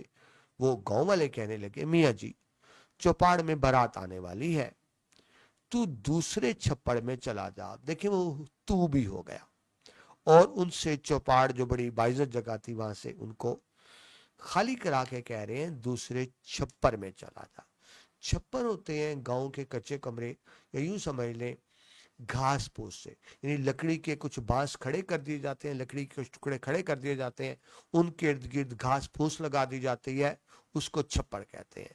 یا کچی دیواریں ہوتی ہیں اور اوپر گھاس پھوس کی چھت ڈال دی جاتی ہے، جس کو چھپر کہا جاتا ہے، یعنی گھاس پھوس سے بنی جھونپڑی۔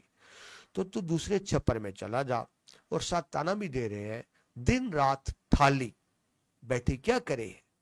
تھالی یعنی بیکار، کیا کرے ہے یعنی کیا کرو، کچھ کام کیوں نہیں کرتا؟ یعنی ان کو اس چیز کا تانا بھی دیا جا رہا ہے کہ بیکار بیٹھے روٹیاں توڑ رہے ہو، کچھ کام کیوں نہیں کرتے؟ یعنی اب ایک طرح کے سمجھے کہ ان کو یہ بوجھ لگنے لگے ہیں۔ اسٹوڈنٹس ابھی میں نے آپ کو تصویر دکھائی تھی بہادر شاہ ظفر کی، اصل تصویر جب رنگون کے قلعے میں قید تھے، اور یہاں جو شاہزور اپنی والدہ کے ساتھ آئے ہوئے ہیں، تو یہ ان کی والدہ کی تصویر ہے جن کا نام تھا زینت محل بیگم۔ یعنی شاہزور ہیں، ان کی والدہ ہے، اور وہ جو دکھ کے رو فریاد کر رہے ہیں، تو یہ آپ دیکھ رہے ہیں زینت محل بیگم کو۔ یہ میرا خیال ہے اصل تصویر تو نہیں ہوگی، لیکن وہ جس طرح سے بنائی جاتی ہے سن کر ان کی نشانیاں۔ ٹھیک ہے جی۔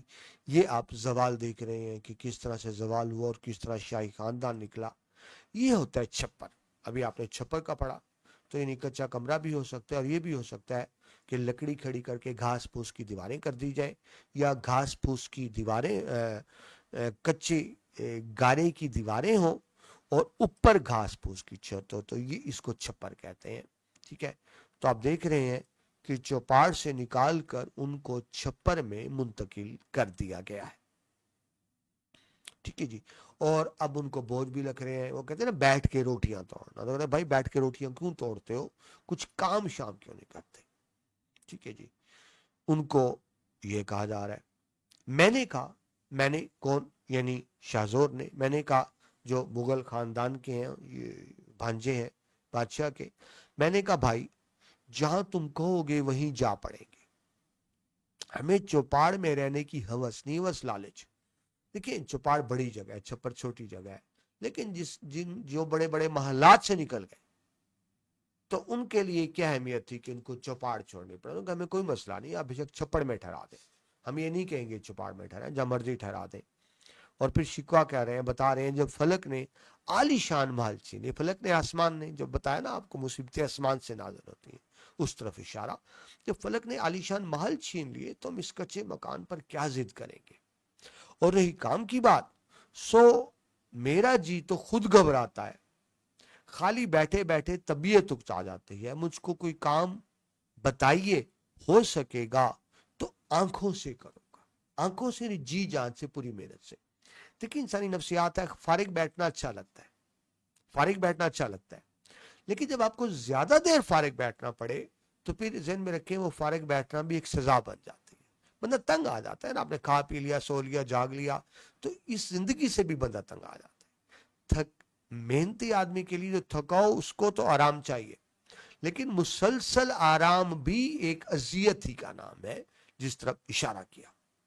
اور ظاہر ہے ان کو لحاظ بھی آ رہا ہے کہ کچھ نہ کچھ کرنا چاہیے, ساری عمر کوئی مفت کھلاتا بھی نہیں, یہ بھی حقیقت ہے.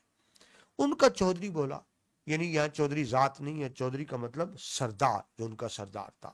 ان کا چودھری بولا, ہم کے بیرا تم کیا کام, ہم کے بیرا یعنی ان کی زبان میواتیوں کی, مطلب ہمیں کیا خبر, ہم نہیں جانتے, تم کیا کام یعنی کیا کام, کیا مطلب کیا, تم کیا کام کر سکے ہے. یعنی وہ کہہ رہے ہیں مجھے کیا معلوم کہ تمہیں کیا کام آتا ہے. انہوں نے کہا نا کوئی کام کرو.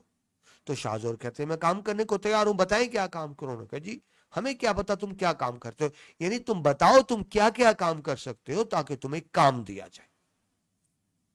میں نے جواب دیا میں سپاہی زیادہ ہوں. سپاہی کا بیٹا, یہاں سپاہی کا مطلب پولیس نہیں, یعنی فوج, فوج کو سپاہی کہا جا رہا ہے. تیغ و تفنگ چلانا میرا ہنر ہے. تیغ تلوار, تفنگ بندوق.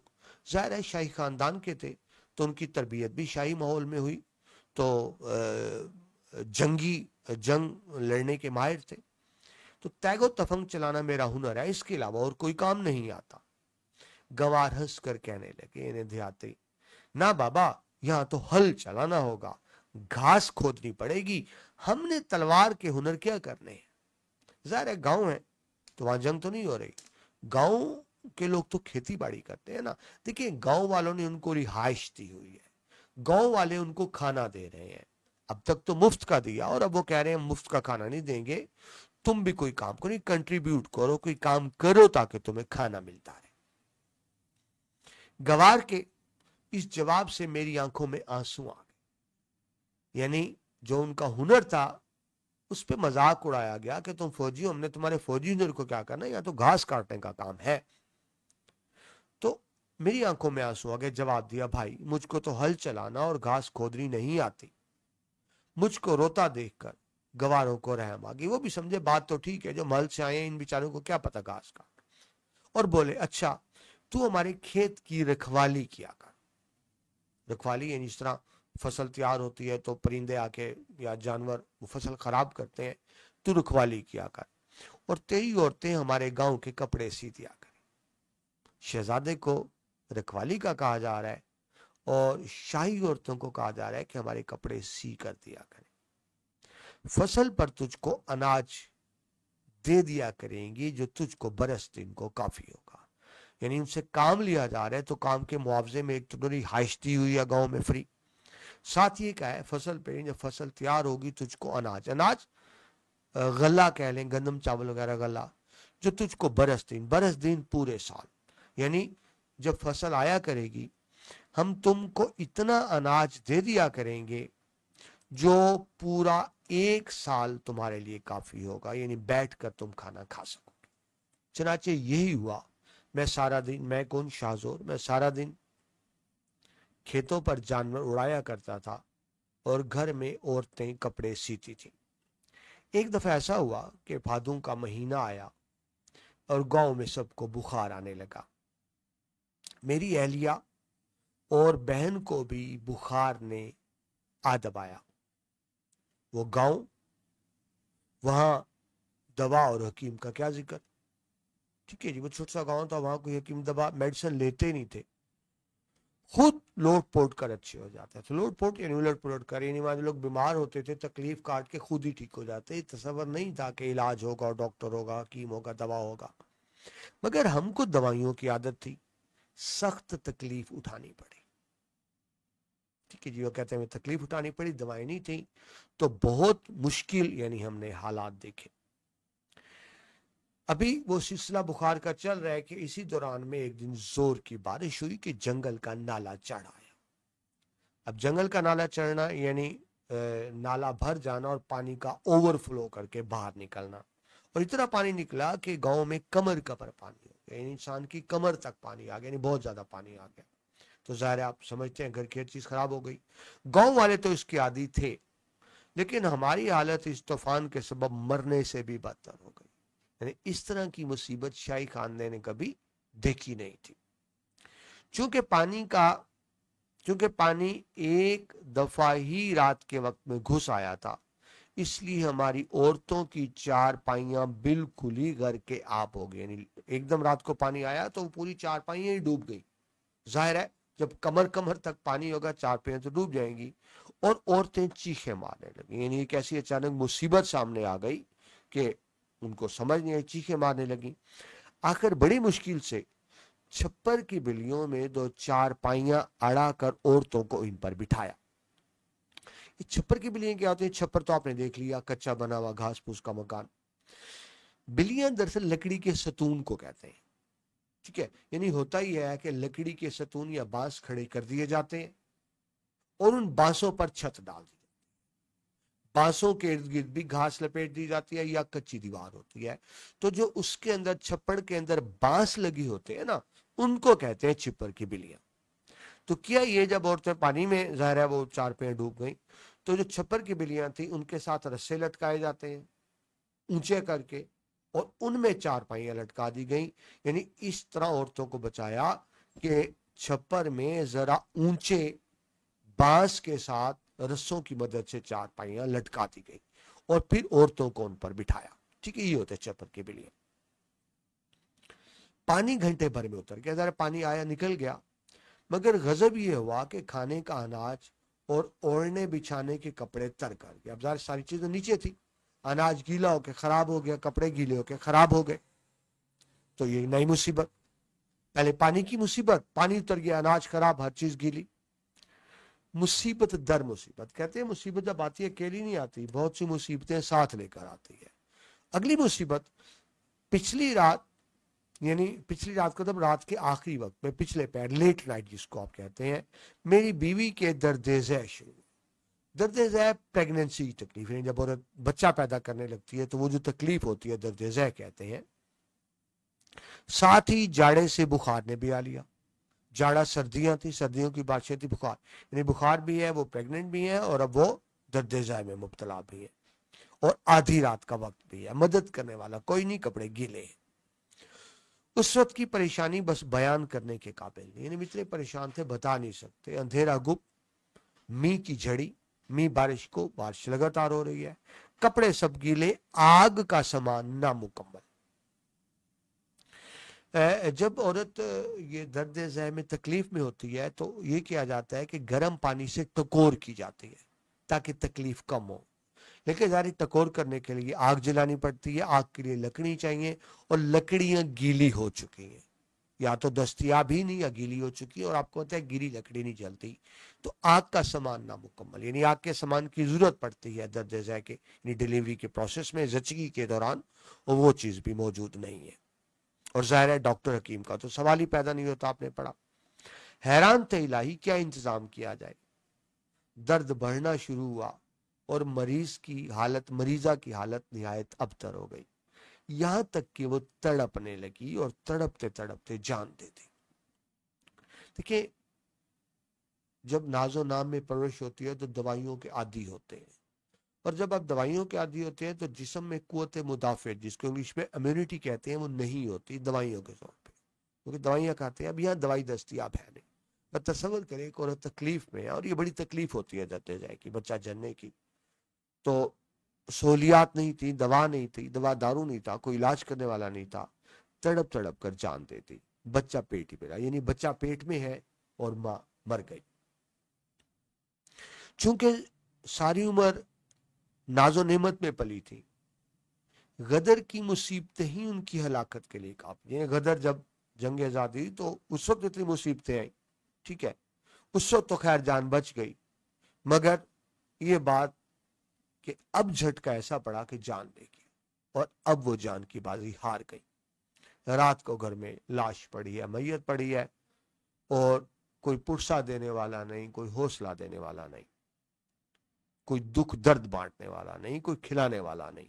صبح ہو گئی، گاؤں والوں کو خبر ہوئی، انہوں نے کفن وغیرہ منگوا دیا، اور دوپہر تک یہ محتاج شہزادی گورے غریبہ میں ہمیشہ کے لیے جا سوئی۔ ناز و نعم تو آپ نے دیکھ لیا، عیش و عشرت۔ گور کہتے ہیں قبرستان کو، گورے غریبہ غریبوں کا قبرستان، یا مسافروں کا، غریب مسافر کو بھی کہتے ہیں، یعنی غربت کا مطلب مسافر بھی ہوتا ہے۔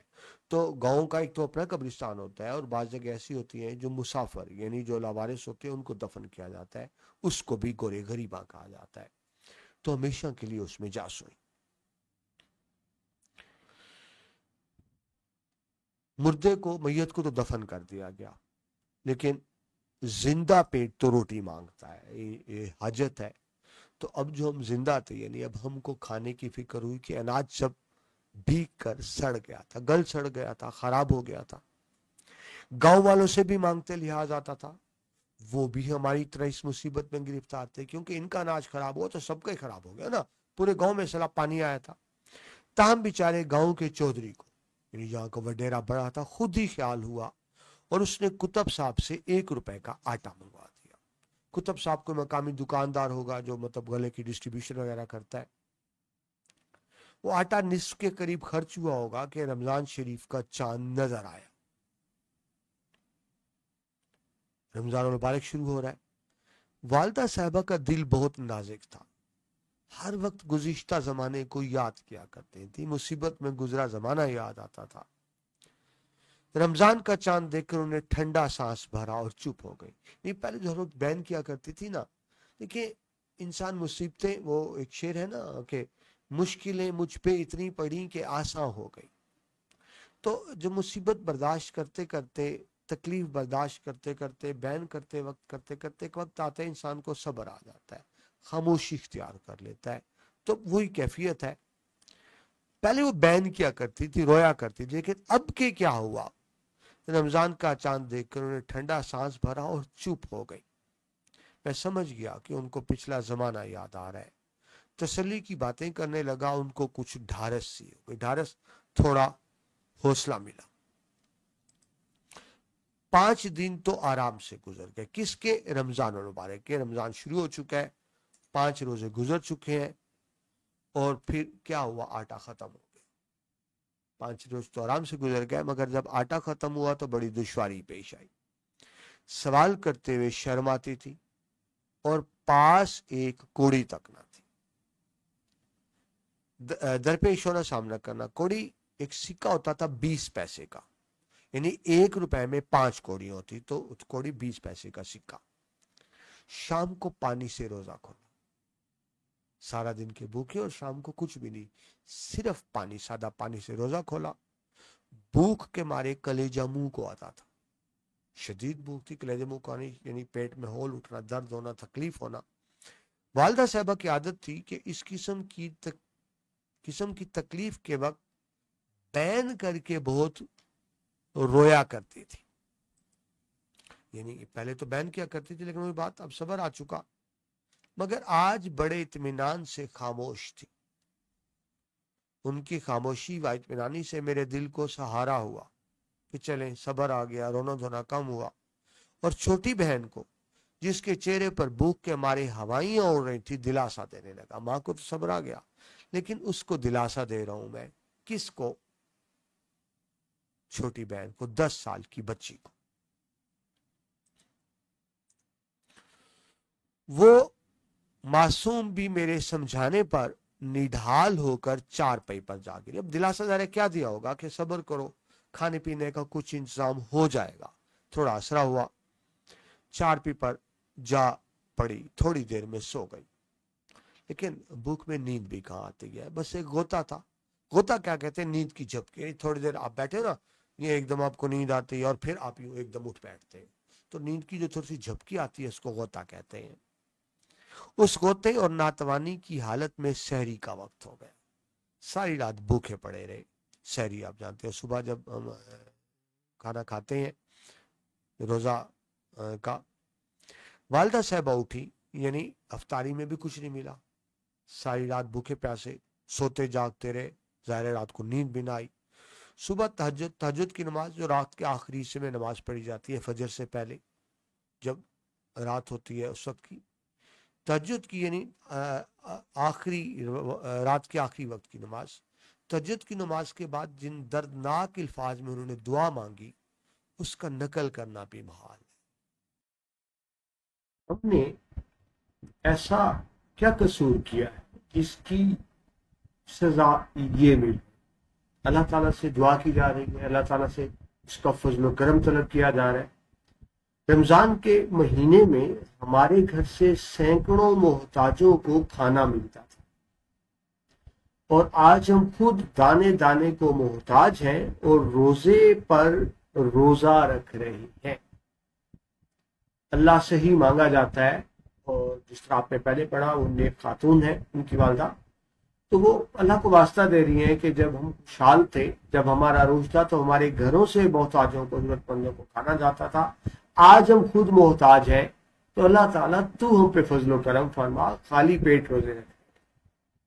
खुदावंद, अगर हमसे कसूर हुआ है तो इस मासूम बच्ची ने क्या खता की है जिसके मुंह में कुल एक खेल उड़कर नहीं? देखिए, बड़े से कसूर हो सकता है, गुनाह हो सकता है, अल्लाह ताला माफ करने पे भी कादिर है, सजा देने पे भी कादिर है। तो इसलिए वास्ता दिया जा रहा है उस मासूम बच्ची का, जो 10 साल की एक छोटी मासूम बच्ची है। कहा जा रहा है कि उससे क्या खता हुई है जिसको बिल्कुल एक खेल कहते हैं अनाज के दाने को, यानी उसके मुंह में एक अनाज का दाना तक नहीं गया, वो भी भूखी है। उस छोटी मासूम बच्ची का वास्ता दिया जा रहा है और अल्लाह ताला से उसका फजलो करम तलब किया जा रहा है, और इल्तिजा की जा रही है कि अल्लाह ताला हम पे फजलो करम फरमा और हमारे हालात को बेहतर। भूखे प्यासे हैं। दूसरा दिन भी यही गुजर गया, यानी शाम को इफ्तारी में भी कुछ नहीं खाया, रात भूखे रहे, सुबह खाली पानी ही सहरी की, दूसरे रोजे की, और सारा दिन यूं ही गुजर गया। फाके में रोजा दर रोजा रखा, यानी रोजा दर रोजा, रोजे के बाद फिर रोजा, फाके में रोजा रखा। जब तसव्वुर करें, एक दिन की भूख, दूसरे दिन भूखा रोजा रखा, सारे दिन भूखे रहे। शाम के वक्त चौधरी का आदमी दूध और मीठे चावल लाया और बोला, आज हमारे यहाँ न्याज थी। न्याज होता है तबरुक अल्लाह के नाम पे जो खैरात करके गरीबों, फकीरों, मस्कीनों में तकसीम की जाती है। आज हमारे यहाँ न्याज थी, ये उसका खाना है, और ये 5 रुपया ज़कात के हैं। ज़कात क्या? जो अमीर जो होते हैं गरीबों को देते हैं, फर्ज है 100 पर 2.5 रुपए, यानी 2.5%। ये 5 रुपए ज़कात के हैं। हर साल बकरियों की ज़कात में बकरी दिया करते थे, मगर अब की नकद है, ज़कात होती है 2.5%, यानी 40वां हिस्सा। तो पहले ये करते थे कि 40 बकरियों पे हम एक बकरी ज़कात दे दिया करते थे, बकरी की ही ज़कात दिया करते थे। लेकिन अब हमें पता है आप मोहताज हैं, आपके पास कुछ नहीं है, तो इस दफ़ा हमने फैसला किया है कि नकद पैसे दिए जाएं ताकि आपके काम आ सके। तो वो ज़कात के नकद 5 रुपए दिए जा रहे हैं। ठीक है, ज़कात आमदनी का 2.5% जो अल्लाह के नाम पे गरीबों में बांटी जाती है। अब जब भूखे प्यासे हों और खाने को चीज़ें मिल जाए, तो आप समझ सकते हैं वो खुशी क्या होगी। یہ کھانا اور روپے، اب مرزا شاہ زور بیان کر رہے ہیں، یہ کھانا اور روپے مجھ کو ایسی نعمت معلوم ہوا گویا بادشاہت مل گئی، بہت خوشی۔ جو 2-3 دن کا بھوکا ہو، تصور کرے اس کے سامنے کھانا ہے، اس کی کیا حالت ہوگی۔ دیکھیے روزہ کیوں فرض ہے؟ روزہ اس لیے فرض ہے کہ جب ہم بھوکے ہوتے ہیں نا تو پھر ہمیں دوسروں کی بھوک کا احساس ہوتا ہے، ورنہ نہ ہو تو وہی بات۔ اب وہ لگتا ہے مجھے بادشاہت مل گئی، خوشی خوشی والد کے آگے سارا قصہ کہا کہ اس طرح پیسے بھی آ گئے، کھانے کو چیزیں بھی آ گئی، کہتا جاتا تھا اور خدا کا شکرانہ بھیجتا جاتا تھا، یعنی اللہ کا شکر ادا کرتا تھا۔ مگر یہ خبر نہ تھی کہ گردش فلاک نے مرد کے خیال پر تو اثر ڈال دیا ہے۔ گردش فلاک زمانے کی گردش، یعنی عروج و زوال، لیکن عورت ذات جوں کی توں اپنی قدیمی غیرت داری پر قائم ہے، جوں کی توں بالکل ویسے کی ویسے غیرت داری پر قائم ہے، یعنی ویسی غیرت موجود ہے۔ چنانچہ میں نے دیکھا کہ والدہ کا رنگ متغیر ہو گیا۔ متغیر ہو جانا، رنگ فک ہو جانا، رنگ اڑ جانا، یہ شدید تکلیف دکھ کی حالت میں ہوتا ہے، رنگ متغیر ہونا۔ انہوں نے تیور بدل کر کہا، تیور بدل کر، انداز بدل کر، غصے میں کہا، میں تو خوشی میں تھا لیکن والدہ کے تیور بدلے اور غصے میں انہوں نے کہا تف ہے تیری غیرت پر۔ تف گالی کے انداز میں لعنت، کسی پہ لعنت بھیجنا، پھٹکار بھیجنا، اس کو تف کہتے ہیں۔ تو ماں بیٹے کو کہہ رہی ہے، بڑے سخت لفظ بول رہی ہے کیونکہ ماں خود بھی دکھی ہے۔ تف ہے تیری غیرت پر، یعنی ان کی غیرت کو کہا جا رہا ہے، لڑکارا جا رہا ہے۔ خیرات اور زکوٰۃ لے کر آیا ہے اور خوش ہوتا ہے، ارے اس سے مر جانا بہتر تھا۔ اگرچہ ہم مٹ گئے ہیں مگر ہماری حرارت نہیں مٹی، غیرت تو نہیں گئی نا، غیرت کا مر جانا۔ میدان میں نکل کر مر جانا یا مار ڈالنا اور تلوار کے زور سے روٹی لینا ہمارا کام ہے، صدقہ خوری ہمارا شیوا نہیں ہے۔ تو صدقے کی کھانا لے آیا، زکوٰۃ کی روٹی لے آیا، ہم غیرت مند ہیں، یہ میری غیرت گوارا نہیں کر رہے۔ شیوا عادت، یعنی شاہزور تو خوش ہو رہا ہے لیکن ماں جو غیرت مند خاتون ہے ان کا رنگ متغیر ہو گیا، ان کو یہ اچھا نہیں لگا۔ والدہ کی ان باتوں سے مجھے پسینہ آ گیا اور شرم کے مارے ہاتھ پاؤں ٹھنڈے ہو گئے۔ ہاتھ پاؤں ٹھنڈے ہونے کا مطلب ہوتا ہے صدمے سے بے جان ہو جانا، یعنی کہتے جسم میں جان باقی نہ رہنا۔ چاہ کے اٹھ کر یہ چیزیں واپس کر آؤں، یعنی ماں نے غیرت دلائی نا تو جو بہت خوش ہو رہے تھے چیزیں ملنے پر، اب غیرت جاگی تو دل کرا واپس کر آئے، مگر والدہ نے روکا۔ خدا کو یہ منظور ہے تو ہم کیا کریں، سب کچھ سہنا ہوگا۔ والدہ کو یہ پتا تھا واپس کر دیا تو بھوکے پیٹ کیا کریں گے، ایک چھوٹی بچی بھی ساتھ ہے، چلو اللہ کو یہ منظور ہے تو ایسے ہی سے، یہ کہہ کر کھانا رکھ لیا اور روزہ کھولنے کے بعد ہم سب نے مل کر کھانا کھایا۔ 5 روپے کا آٹا منگوایا جس سے رمضان خیر و خوبی سے بسر ہو گیا۔ اس کے بعد 6 مہینے گاؤں میں رہے، پھر دلی چلے آئے۔ جب دلی میں امن بحال ہوا، یعنی انگریزوں نے معافی کا اعلان کر دیا تو پھر واپس دلی آ گئے۔ یہاں آ کر والدہ کا انتقال ہو گیا اور بہن کی شادی کر دی۔ انگریز سرکار نے میری یعنی شاہزور کی 5 روپے ماہوار پینشن مقرر کر دی، جس پر آج کل زندگی کا انحصار ہے۔ کیا دکھ بھری داستان شاہی خاندان کی جو ان کی کتاب بیگمات کے آنسوں سے کی گئی۔ پینشن ہوتا ہے ماہانہ ملنے والی سرکاری امداد۔ دلی واپس اسی غرض سے آئے تھے کہ شاید کوئی امداد مل جائے، یا ساری عمر دلی میں گزاری تھی، شاید کوئی مل جائے جو ان کا آسرا بن سکے، اور ایسا ہی ہوا۔ انگریز سرکار نے 5 روپے ماہوار ماہانہ پینشن مقرر کر دی۔ تو ڈیئر اسٹوڈنٹس، یہ آپ نے دیکھا ایک عروج و زوال کی داستان جس میں ہمارے لیے عبرت بھی ہے، ہمارے لیے نصیحت بھی ہے، ہمیں چاہیے کہ اس سے سیکھیں۔ سبق ڈیئر اسٹوڈنٹس یہاں پہ کمپلیٹ ہوا، تشریح مکمل ہوئی، لیکن مجھے بار بار یہ کہا جاتا ہے کہ جب آپ تشریح کیا کریں تو ساتھ خلاصہ بھی بتا دیا کریں، لکھوا دیا کریں۔ तो खुलासा आमतौर पर पूरे सबक का 1/3 होता है, यानी तीसरा हिस्सा होता है। तो इस सबक में टोटल अल्फाज तकरीबन 2800 है, तो इसका 1/3 तकरीबन 900 बनता है। तो ये जो मैंने खुलासा है ये तकरीबन 900 अल्फाज में है, ठीक है, 1/3। तो ये आपके सामने है, इसको आप नोट समझ लें, खुलासा समझ लें। मैं ज़बानी रीड आउट कर देता हूँ, सबक आप पढ़ चुके हैं, तो खुलासा की मैं सिर्फ रीडिंग कर रहा हूँ। ख्वाजा हसन निज़ामी का मजमून फाके में रोज़ा। आखिरी मुगल बादशाह बहादुर शाह जफर के भाई मिर्जा सलीम बहादुर के कुंबे के अरूजो जवाल की इबरतनाक कहानी है, जिसमें बताया गया है कि जब लाल किले पर मुगलों का परचम लहराता था, मिर्जा सलीम बहादुर महल में गवैयों के गानों से लुत्फ अंदोज होते थे। मगर रमजान मुबारक की आमद पर इबादत में खलल की वजह से उनकी वालदा ने ऐसी महफिलों पर पाबंदी लगा दी, तो वो मसाइब के मशवरे पर दिल बहराने के लिए शाम को इफ्तारी से पहले जामिया मस्जिद जाने लगे। जामिया मस्जिद में जा बजा इबादत की महफिलें और अफ्तारी के वक्त शाही किला और उमरा की तरफ से भेजे गए वसी दस्तरखान का मंजर उन्हें बहुत पसंद आया, क्योंकि वो उनके लिए बिल्कुल नया तजर्बा था। मिर्जा सलीम के एक भांजे मिर्जा शाहजोर भी नौमरी के सबब अक्सर अपने मामू की सोबत में शरीक हुआ करते थे। मुसन्नफ ने इस मजमून में बयान करदा मुगली आहद के अरूजो जवाल की कहानी उन्हीं की जबानी सुनी। उनका बयान है, यानी शाहजोर का, कि जब मुगल सल्तनत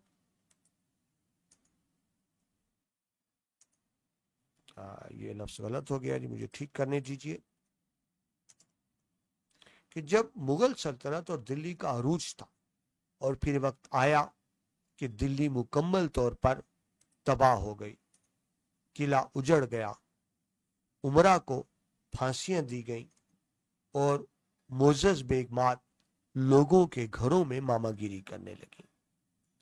फिर वो वक्त भी देखा जब जामिया मस्जिद दिल्ली के को घोड़ों का अस्तबल बना दिया गया। अगरचे बाद में मुसलमानों को मस्जिद वापस मिल गई, मगर पहले वाली शान बाकी ना रही। मिर्जा नौशाह ने कुछ तरद्दुद के बाद अपनी दर्दनाक कहानी सुनाते हुए बताया कि जब अंग्रेजों ने ताकत के बलबूते पर दिल्ली शहर और शाही खानदान की रिहाइश का लाल किला पर कब्जा कर लिया, तो शाही खानदान को अपने वारसों की तड़पती लाशें छोड़कर जान बचाने के लिए बेगबात समेत किले से भागना पड़ा।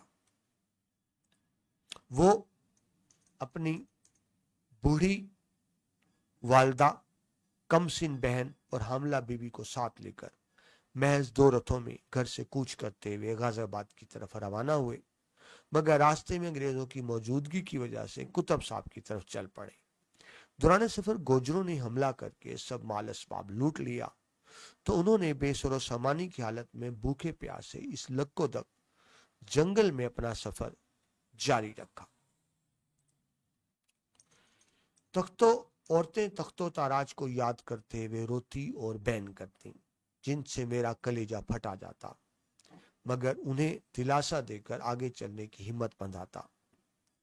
वालदा ठोकरें खाती कहती, तकदीर उनको ठोकरें खिलवाती है जो ताजवरों की ठोकरें मारते हैं। किस्मत ने उनको बेबस कर दिया जो बेबसों के काम आते थे। अलकिस्सा गिरते पड़ते मुसलमान मेवातियों के एक गांव में पहुंचे।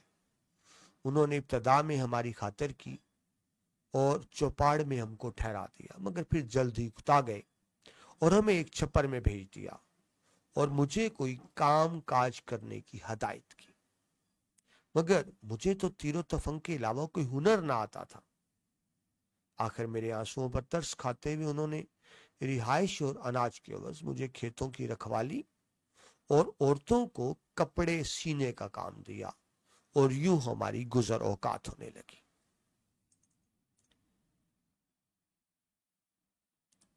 एक मर्तबा भादों के महीने में सबको बुखार हो गया, तो दवा न मिलने के सबब बड़ी तकलीफ सहना पड़ी। इसी दौरान इतनी शदीद बारिश हुई कि कमर कमर तक पानी खड़ा हो गया, जिसमें बड़ी मुश्किल का सामना करना पड़ा। पानी तो उतर गया मगर सारा अनाज बर्बाद कर गया। इसी दौरान रात को पिछले पहर मेरी बीवी के दर्द ज़ै शुरू हो गया। वो नाजो नेमत में पली हुई तकलीफ बर्दाश्त न कर सकी और तड़प कर जान की बाजी हार गई। हम जिंदों को खाने की फिक्र हुई क्योंकि अनाज सब भीग चुका था, भीग कर खराब हो गया था। आखिर वहां के चौधरी ने तरस खाकर 1 रुपए का आटा मंगवा दिया। इसी दौरान रमजान शरीफ शुरू हो गया। 4-5 रोजे तो आराम से गुजर गए, मगर जब आटा खत्म हुआ तो बड़ी मुश्किल पेश आई। शाम को पानी से रोजा खोला। भूख के मारे कलेजा मुंह को आता था। भूख में नींद भी कहाँ आती है। इसी नातवानी में सहरी का वक्त हो गया। वालदा साहबा ने तहज्जुद की नमाज के बाद बड़े दर्दनाक अल्फाज में अल्लाह ताला से दुआ मांगी। दूसरे रोज भी फाके में रोजा दर रोजा रखा। शाम के वक्त चौधरी का आदमी न्याज का दूध और मीठे चावल और ज़कात के 5 रुपए दे गया, जो मुझे बड़ी नेमत मालूम हुए, और खुशी खुशी वालदा को सारा किस्सा सुनाया।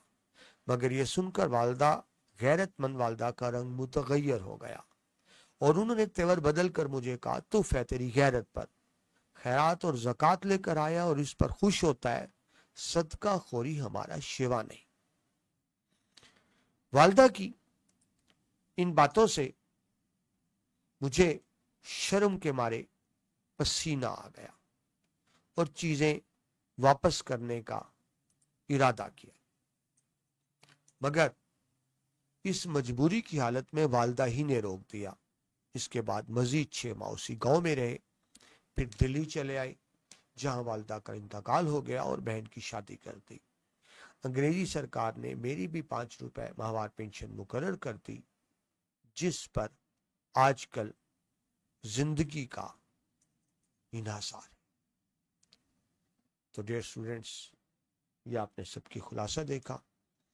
उम्मीद है आपको ये सबक समझ आ गया होगा और अब इस सबक से कोई भी सवाल करने में आपको परेशानी का सामना नहीं करना पड़ेगा। अगले किसी सबक में आपसे दोबारा मुलाकात होती है। अपना ख्याल रखिएगा और याद रखिएगा, अरूज व ज़वाल जिंदगी का हिस्सा होता है और हमें हर वक्त बुरे वक्त के लिए तैयार रहना चाहिए, यानी अच्छे वक्त में बुरे वक्त की तैयारी करते रहना चाहिए। अपना बहुत सा ख्याल रखिएगा। अल्लाह मेरा, आपका, हम सब का हामी नासिर हो और हमें बुरे वक्त से बचाए। अल्लाह हाफिज।